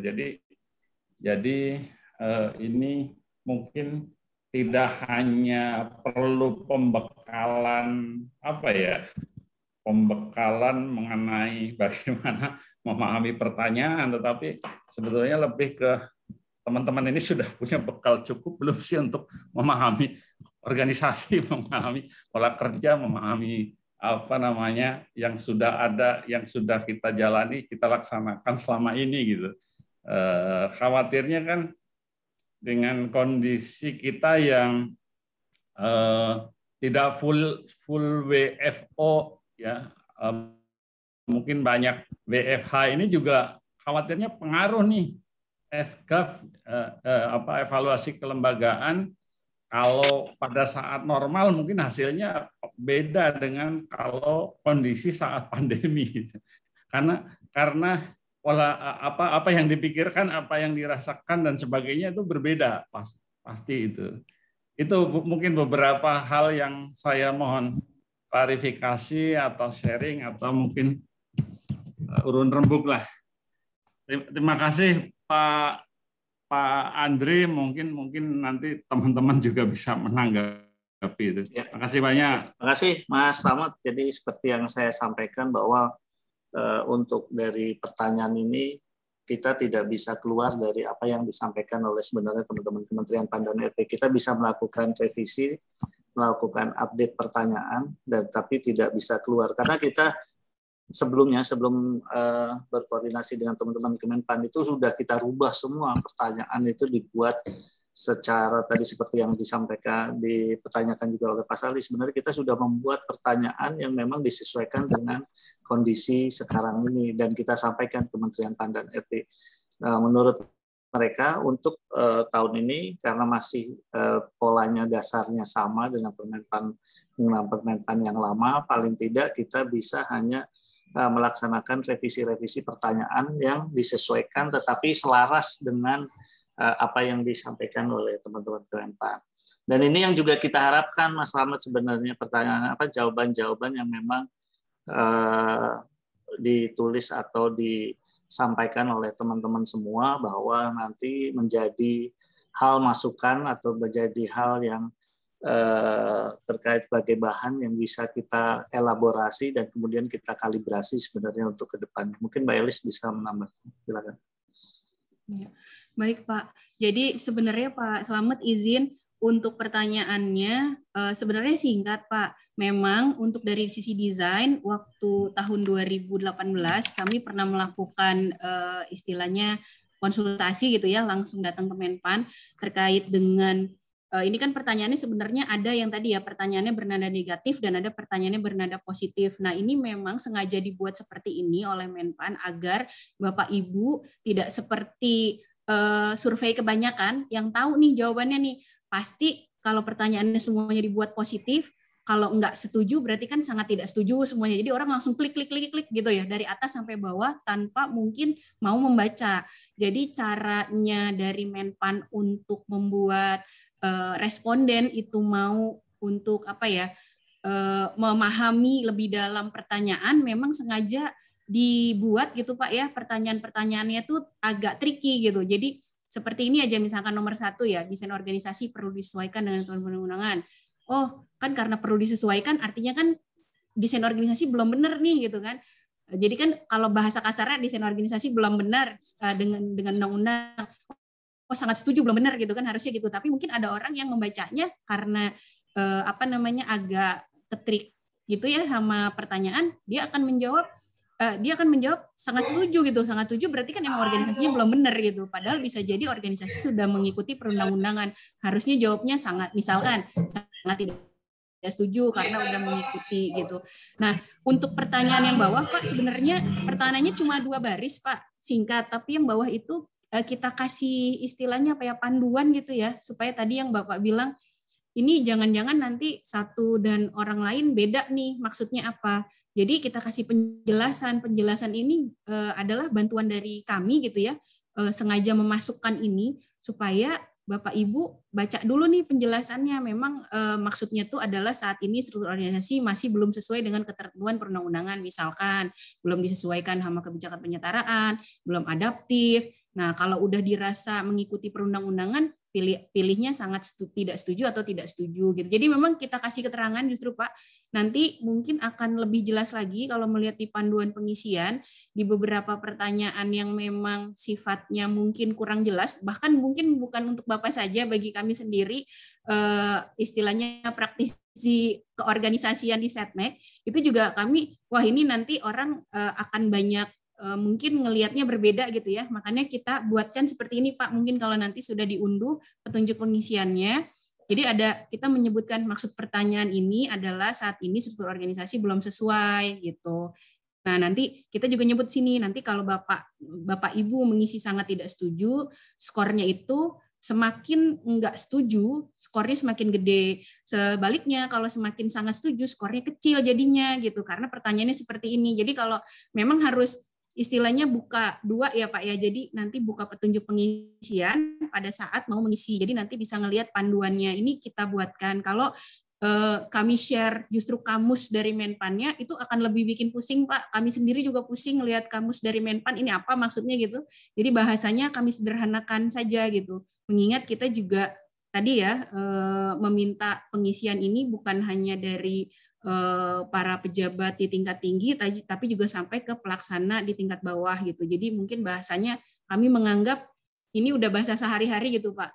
Termasuk di pertanyaan yang terbuka. Di pertanyaan terbuka juga sudah kita ubah hampir 100% dari pertanyaan yang dari Permenpan RB. Kita ubah bahasanya lebih sederhana. Namun demikian, nanti ketika Ortala akan mengirimkan laporan evaluasinya kepada Menpan, akan kami ubah kembali pertanyaan-pertanyaan yang saat ini ada di IFGA, baik tertutup dan terbuka, akan kami kembalikan ke pertanyaan semula yang seperti punyanya Menpan gitu. Jadi akan kami kembalikan sehingga nanti istilahnya untuk pengisian Bapak Ibu tidak kesulitan, tapi nanti pada saat pelaporan dan analisis kami yang akan menyesuaikan dengan apa yang dimau sama Menpan dari data-data yang kita kumpulkan dari Bapak Ibu.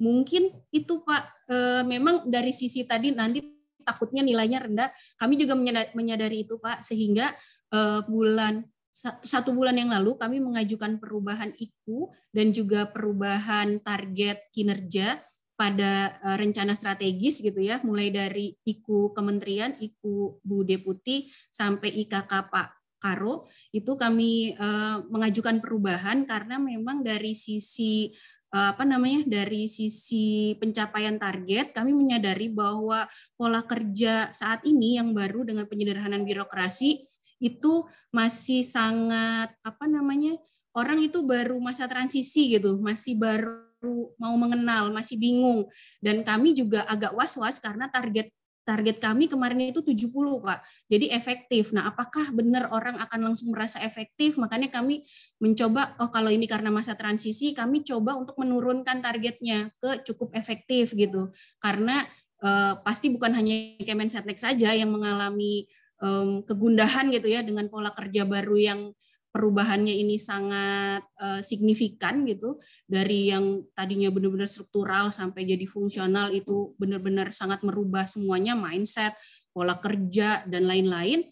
Jadi kami juga menurunkan Pak, jadi menurunkan target memang, jadi ke cukup efektif ke P3 ya, nggak ke P4 lagi. Tapi seandainya nanti ya mudah-mudahan kami berharap mungkin ada unit-unit yang merasa bahwa dengan fungsional malah lebih efektif gitu ya, itu juga nanti bisa istilahnya subsidi silang gitu ya bagi unit yang merasa nggak efektif dengan yang cukup efektif dengan yang sangat efektif, nanti bisa hasilnya satu kementerian nilainya efektif gitu Pak.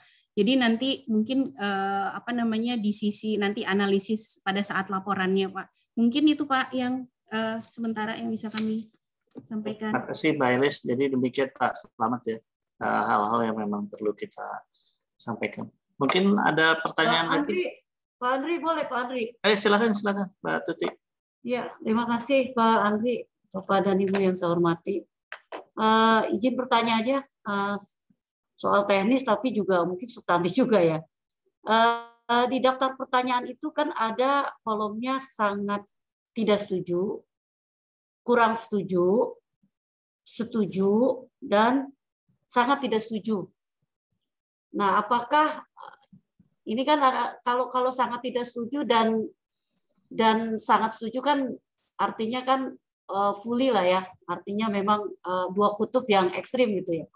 Nah, ketika misalnya kita mau memilih tidak setuju dan setuju, apakah pemahamannya adalah bahwa kita punya pemikiran bahwa mungkin kondisi misalnya di angka 1 nih, di angka 1 itu mungkin kondisinya adalah bahwa ada sebagian yang memang masih perlu disesuaikan gitu loh.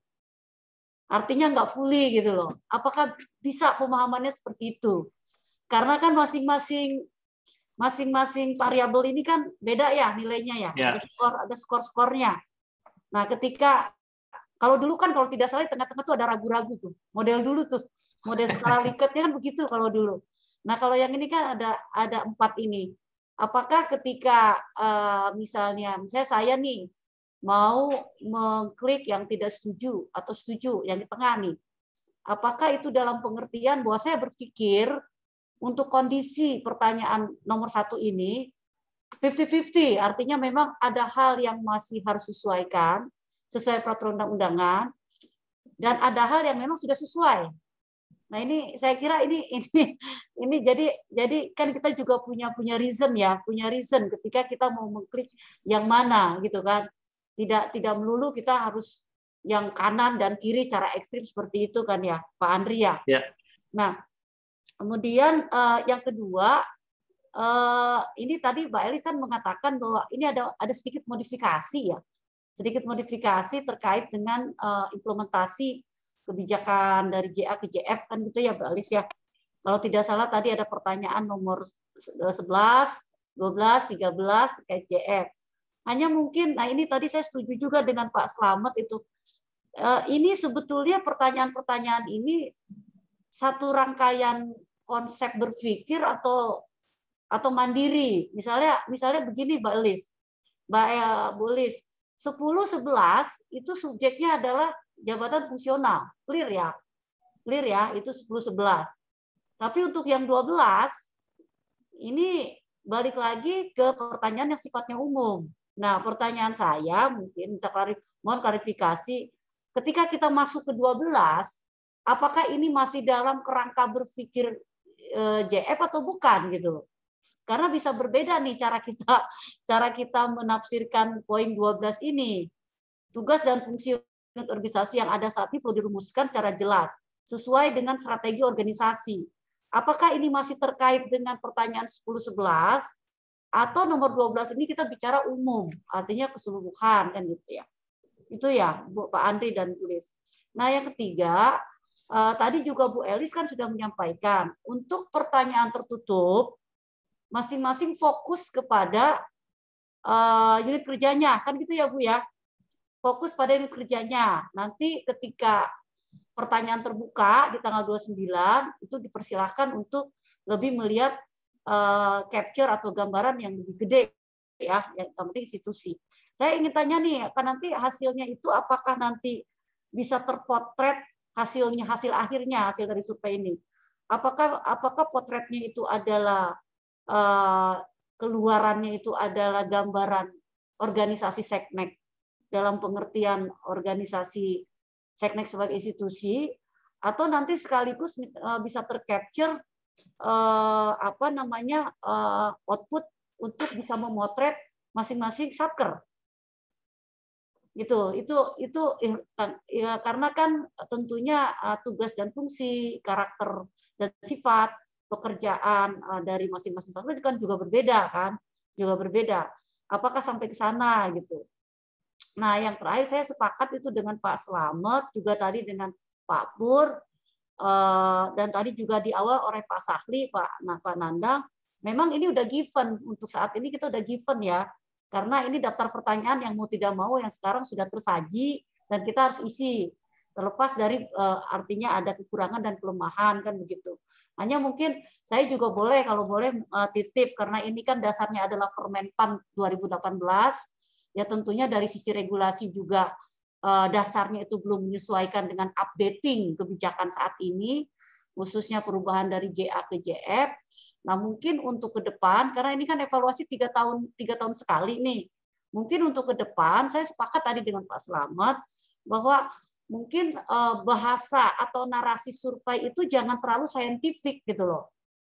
Kalau saya lihat ini memang betul-betul saintifik, ini ilmiah banget gitu loh. Ini artinya memang kita akan membutuhkan effort untuk berpikir cukup panjang gitu loh untuk memahami konteks pertanyaannya. Mungkin ke depan bisa disimplifikasi dengan bahasa-bahasa yang mungkin bisa mudah dimengerti.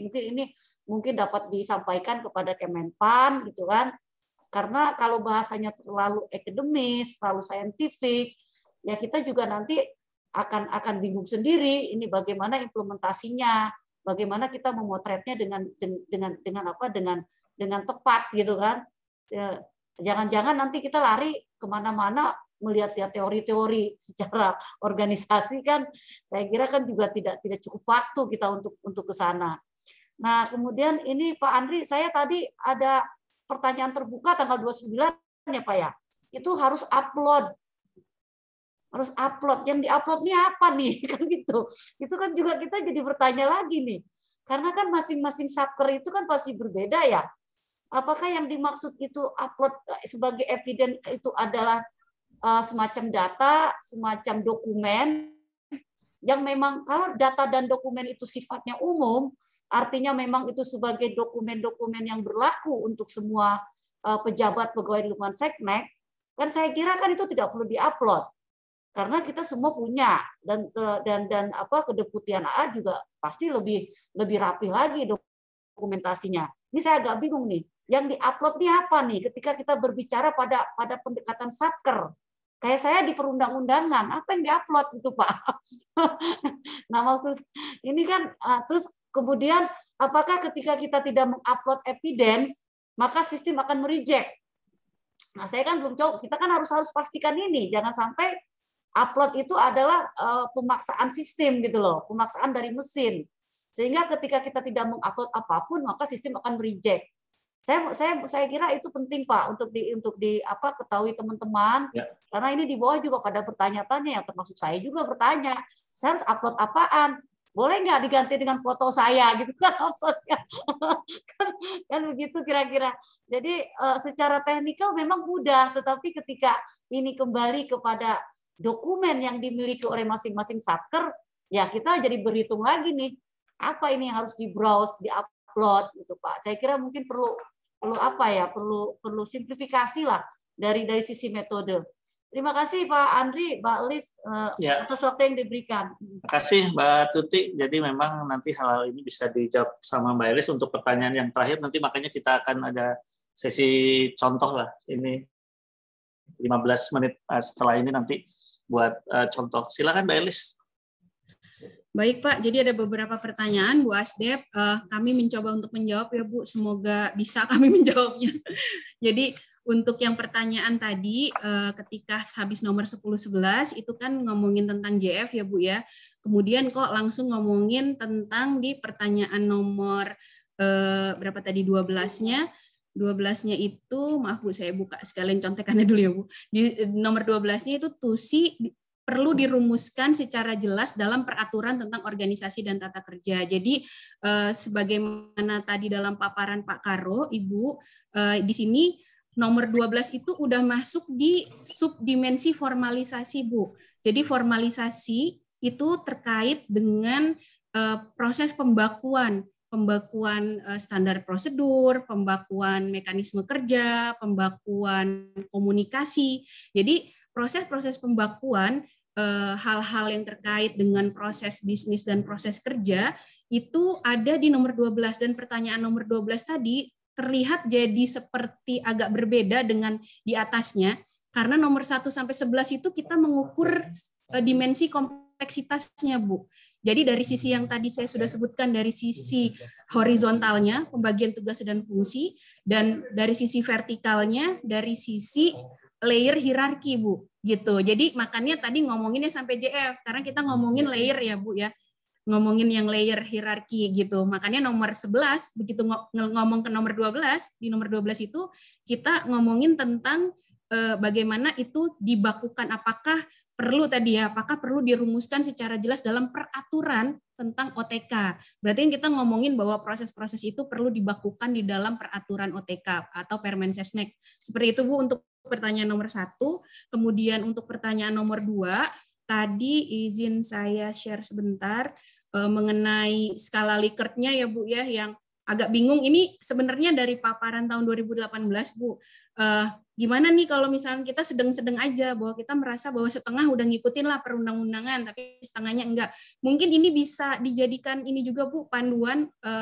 Ini dari kami waktu itu, kalau sangat tidak setuju tuh paling enggak dirasa-rasa 0 sampai 25% itu misalkan dirasa-rasa tidak sesuai gitu ya, ini masih copy paste-nya mungkin, atau kesesuaiannya itu hanya 0 sampai 25%.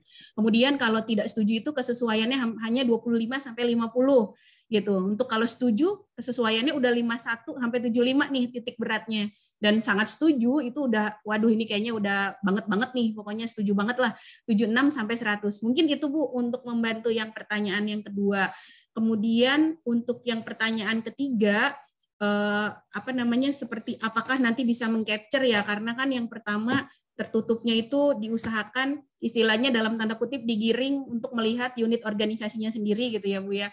Ini memang untuk memudahkan Bapak Ibu melihat, dan juga nanti hasil dari pertanyaan tertutup itu yang akan muncul sebagai grafik yang tadi, Bu, yang bisa kita lihat pada saat awal paparan. Ini saya stop share dulu.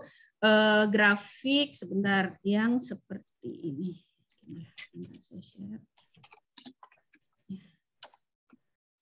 Nah, grafik seperti ini, Bu. Nah, di grafik seperti ini kan kita bisa melihat dari sisi keseluruhan Setnek, artinya gabungan nih antara eselon-eselon 1 di lingkungan Kemensetnek, termasuk di Set1 Timpres dan juga nanti di Set KSP gitu ya. Nah, itu nanti akan tergabung menjadi penggambaran hasil evaluasi kelembagaan satu kementerian. Jadi nanti kita akan melihat nih nilai ini, misalkan nilai kompleksitas yang tadi poinnya adalah sebesar 50%, itu pencapaiannya ternyata hanya 30% gitu. Ini 30% sumbangannya dari mana nih? Oh, ternyata dari Setpres dia dari sisi kompleksitas nilainya sekian, dari Setwapres sekian, dari tempat Ibu gitu ya, Deputi PUU dan Administrasi Hukum sekian. Jadi kita akan bisa melihat itu, Bu, memperbandingkan.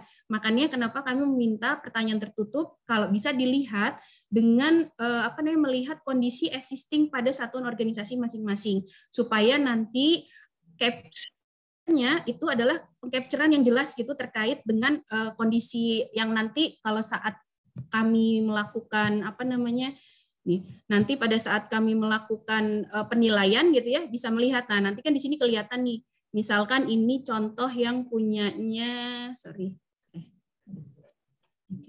ini punyanya, ini staf ahli, jadi ini punyanya Pusdiklat dengan staf ahli lagi, sorry Bu, sebentar, ini aja nih. Nah, ini misalkan Deputi Perundang-undangan, wah kebetulan bersanding nih, Bu, Deputi Perundang-undangan sama Deputi Administrasi Aparatur. PUU itu nilainya poinnya adalah 69,15, sedangkan Deputi AA itu 70,6. Sama-sama berada pada kategori efektif, tapi akan kita lihat dari sisi mana nih sumbangsi yang terbesarnya gitu. Nah, kita bisa lihat nanti di bawahnya, dari sisi struktur poinnya 325 gitu ya. Nih, atau nih contohnya dari sisi proses itu proses 37.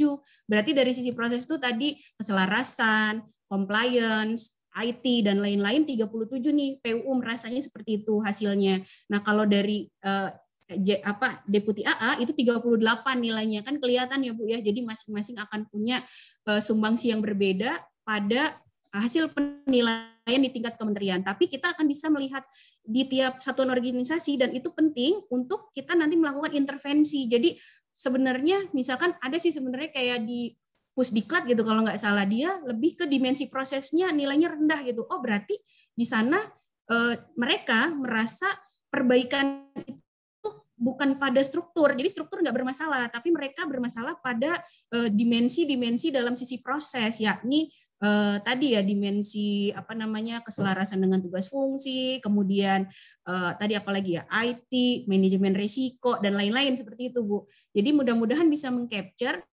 Kemudian kalau di pertanyaan terbuka itu kalau di pertanyaan terbuka nanti evidensinya Bu nggak usah dipikirkan seruat seperti yang di RB Bu. Jadi sebenarnya bahan-bahan evidence yang diserahkan dari Ibu Bapak hanya akan menjadi bahan kami untuk menganalisis gitu. Nanti mungkin Mas Dedi bisa tolong di-share nanti bentuk laporannya seperti apa sih gitu kan. Nah, tadi kan Ibu bertanya kok scientific banget gitu. Saya juga bingung scientificnya. Jadi akan seperti ini Bu bentuk laporannya. Mungkin kalau dilihat kami kemarin juga sudah mengupload, kami udah pecah-pecah sesuai satuan organisasi. Jadi pada saat kemarin pelaporan penilaian RB itu udah kita masukin persatuan organisasi. Jadi hasilnya mungkin kami coba gambarkan seperti ini. Misalkan di Deputi Perundang-undangan Mas Dedi bisa dibuka atau melihat yang lain aja deh. Nah ini nanti hasil-hasil nilainya akan kelihatan seperti ini Bu. Nah, jadi ini, sorry Mas Dedi. Oke, Mas Depir. Ya, tolong. Ini nanti akan kelihatan seperti ini, Bu. Coba dari depan Mas Depir. Saya bingung jadi ngelihat ini pusing. Oke, ini nih misalkan Setwapres lah ya. Ini Setwapres yang respondennya waktu tahun 2018 ada 221 orang. Hasil dari pengisiannya yang dari sisi pertanyaan tertutup seperti ini, Bu. Ini udah kami gabungkan gitu ya, sudah dari sistem kan sudah bisa di-compile nilainya dari 220 orang tadi. Kemudian hasil nilainya ini sebesar 773,32. Kita bisa melihat grafik dari spider web-nya seperti apa. Ke bawah lagi Mas Depir. Nah, baru kita akan masuk ke dalam analisisnya masing-masing. Jadi misalkan kalau dari desain, entar ada permasalahannya seperti apa, ini kita akan keluar. Nanti ini hasil analisis, oh harusnya seperti ini gitu. Nanti akan berujung pada rekomendasi gitu. Rekomendasi harusnya, nah ini ini yang tadi dari pertanyaan terbuka, misalkan memang nanti pertanyaan terbuka diisinya gitu ya. Nanti Bapak Ibu sebenarnya itu opsional ya, mau menilai tentang organisasinya sendiri atau melihat setek secara keseluruhan, monggo, karena kan pasti ketika Ibu menilai di unit organisasinya sendiri tinggal dituliskan aja bahwa misalkan pada Deputi Perundang-undangan seperti ini bla bla bla gitu pada saat mengisinya, atau kalau mau melihat setek secara keseluruhan tinggal Mas Depir jangan buru-buru yang tadi dulu hilang jadinya. Jadi mungkin kalau mau melihat yang tadi dari sisi setnek secara keseluruhan, maka Ibu tinggal mengisikan bahwa secara garis besar di setnek kan nanti pertanyaannya apakah menurut Anda organisasi sudah baik gitu ya? Oh, secara garis besar di setnek udah baik misalnya gitu kan. Berarti kami nanti yang akan mengumpulkan hasilnya nanti kami akan melihat wah dari sekian ratus orang atau sekian ribu orang, kami kan respondennya sekitar 1.700 ini. Dari 1.700 orang gitu ya, dan mungkin nggak sampai separuhnya yang akan mengisi esainya gitu ya Bu. Tapi kami akan melihat itu, mengelaborasi setiap jawaban-jawaban. Oh berarti keinginan dari orang tentang setnek itu seperti ini secara besaran. Tapi dari masing-masing satuan organisasi seperti ini. Nah, itu akan masuk nanti kalau yang memang dia jawabannya tentang setnek secara garis besar, itu akan masuk ke dalam bab tentang penilaian evaluasi kelembagaan di tingkat Kemensetnek. Tapi nanti kalau misalkan satuan organisasi, dia akan masuk ke dalam bab yang masing-masing satuan organisasi. Jadi seperti ini misalkan Bu, oh tingkatan setiap unit perlu disesuaikan karena bla bla bla, terutama dengan berlakunya Undang-Undang ASN ini udah kita elaborasi dengan perundang-undangan juga, dengan banyak informasi lain gitu ya Bu, selain dari yang memang dimasukkan oleh Bapak Ibu. Nah, untuk tadi evidence misalkan terkait pertanyaan kewenangan misalkan gitu ya, bahwa kewenangan telah didelegasikan kepada yang bawah. Oh, itu evidennya apa? Contohnya misalkan kalau di KTLN gitu ya, bahwa kewenangan misalkan penandatanganan surat perjalanan dinas luar negeri yang harusnya dari presiden itu didelegasikan kepada kepala biro gitu. melalui simple misalkan seperti itu. Jadi bisa atas nama misalkan. Nah, itu kan adalah bisa misalkan nanti tinggal di screen capture gitu ya. Oh, di simple nih yang tanda tangan menurut peraturan perundang-undangannya misalkan presiden, tapi yang nanda tanganin Karo KTLN gitu. Nah, mungkin seperti itu, Bu. Nah, termasuk juga nanti di pertanyaan-pertanyaan yang lain. Seperti itu, mudah-mudahan menjawab, Bu. Kalau belum, monggo silahkan. Ya. Jadi gini Mbak Tuti, nanti bisa dikasih contoh aja Mbak Elis, karena memang waktunya sudah tinggal sekitar 10 menit, bolehlah 15 menit untuk memberikan contoh tadi. Bagaimana tadi yang sambil pertanyaan Pak Sahli tadi, memberikan contoh bagaimana mengisi pertanyaan terbuka. Jadi nanti sekaligus menjawab Bu Tuti tadi. Bisa dikasih contoh aja.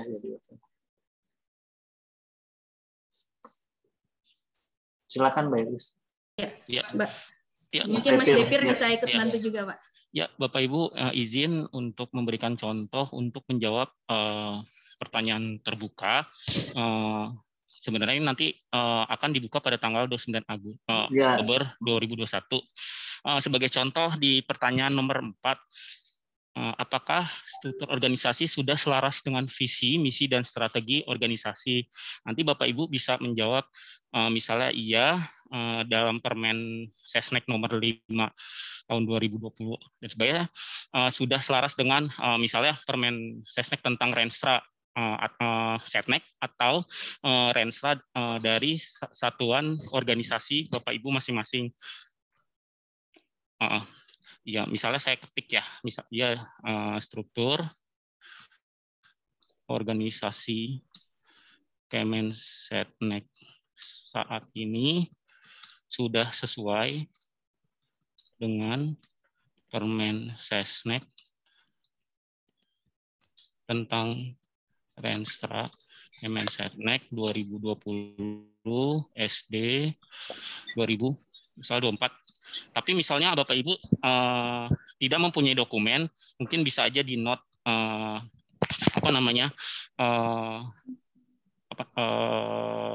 evidence Renstra Setnek dan Renstra, misalnya di Deputi AA, Renstra Deputi Bidang AA. Tapi kalau misalnya memiliki evidence dimaksud, bisa mengupload misalnya di sini Bapak Ibu bisa klik browse lalu bisa masukkan ke Renstra Deputi AA. Nanti di sini akan terekam di kami. Sebenarnya ini cuma satu menyimpannya, misalnya nggak bisa lebih dari satu. Jika misalnya berubah pikiran, ini bisa langsung ditimpa aja. Misalnya saya mengganti Renstra Sesnek, itu nanti akan terekam ke Renstra Sesnek, itu aja sih. Atau tidak jadi untuk mengupload, bisa.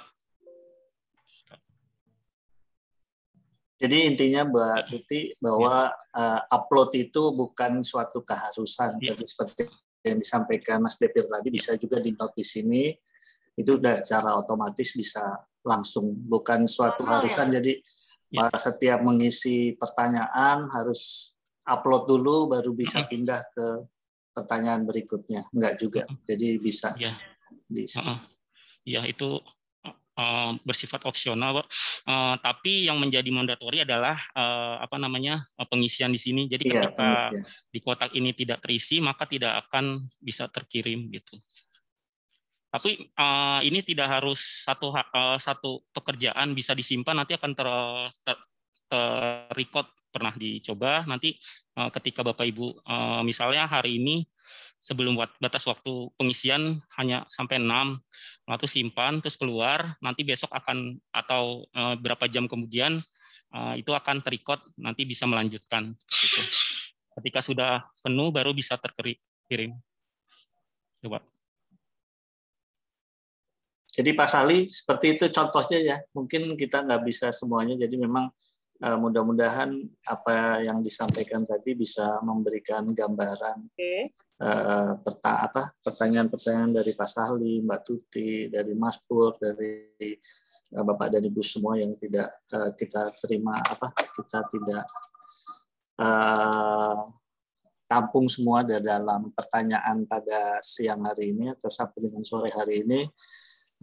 Mudah-mudahan pertanyaan ini bisa memberikan gambaran, dan seperti saya sampaikan juga bahwa pertanyaan ini yang mandatori itu adalah untuk menjawabnya saja, tidak boleh dikosongkan misalnya. Tetapi kalau istilah untuk upload, tidak mengupload pun juga tidak apa-apa. Jadi inti dari survei ini bagi teman-teman semua nanti, Bapak dan Ibu semua, di dalam pertanyaan tertutup tadi, mekanismenya atau timeline-nya untuk pengisiannya mulai hari ini sampai dengan nanti tanggal 28 pukul 23.59, kemudian baru kita ikuti lagi untuk pertanyaan terbukanya di tanggal 29 sampai dengan tanggal 31 ya tadi ya, kalau nggak salah.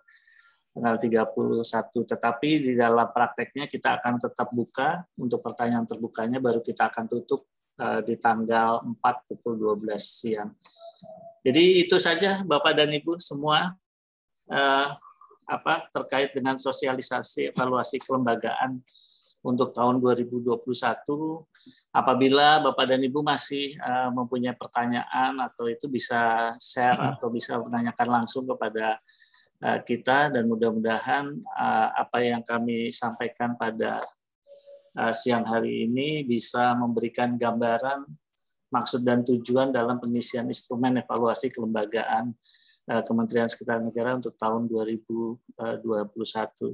Jadi terima kasih saya ucapkan atas kehadirannya. Sudah waktu asar sudah masuk, jadi mudah-mudahan apa yang disampaikan tadi oleh teman-teman bisa memberikan gambaran kepada Bapak dan Ibu dan teman-teman semua dalam pengisian instrumen. Karena mungkin Bapak dan Ibu juga sudah pernah mengisi dulu di tahun 2018, jadi mohon maaf kami minta waktunya lagi kembali untuk melakukan pengisian di timeline yang sudah disampaikan tadi untuk pertanyaan tertutup mulai hari ini sampai dengan nanti tanggal 28 pukul 23.59, kemudian di pertanyaan terbuka dari tanggal 29 sampai dengan 31.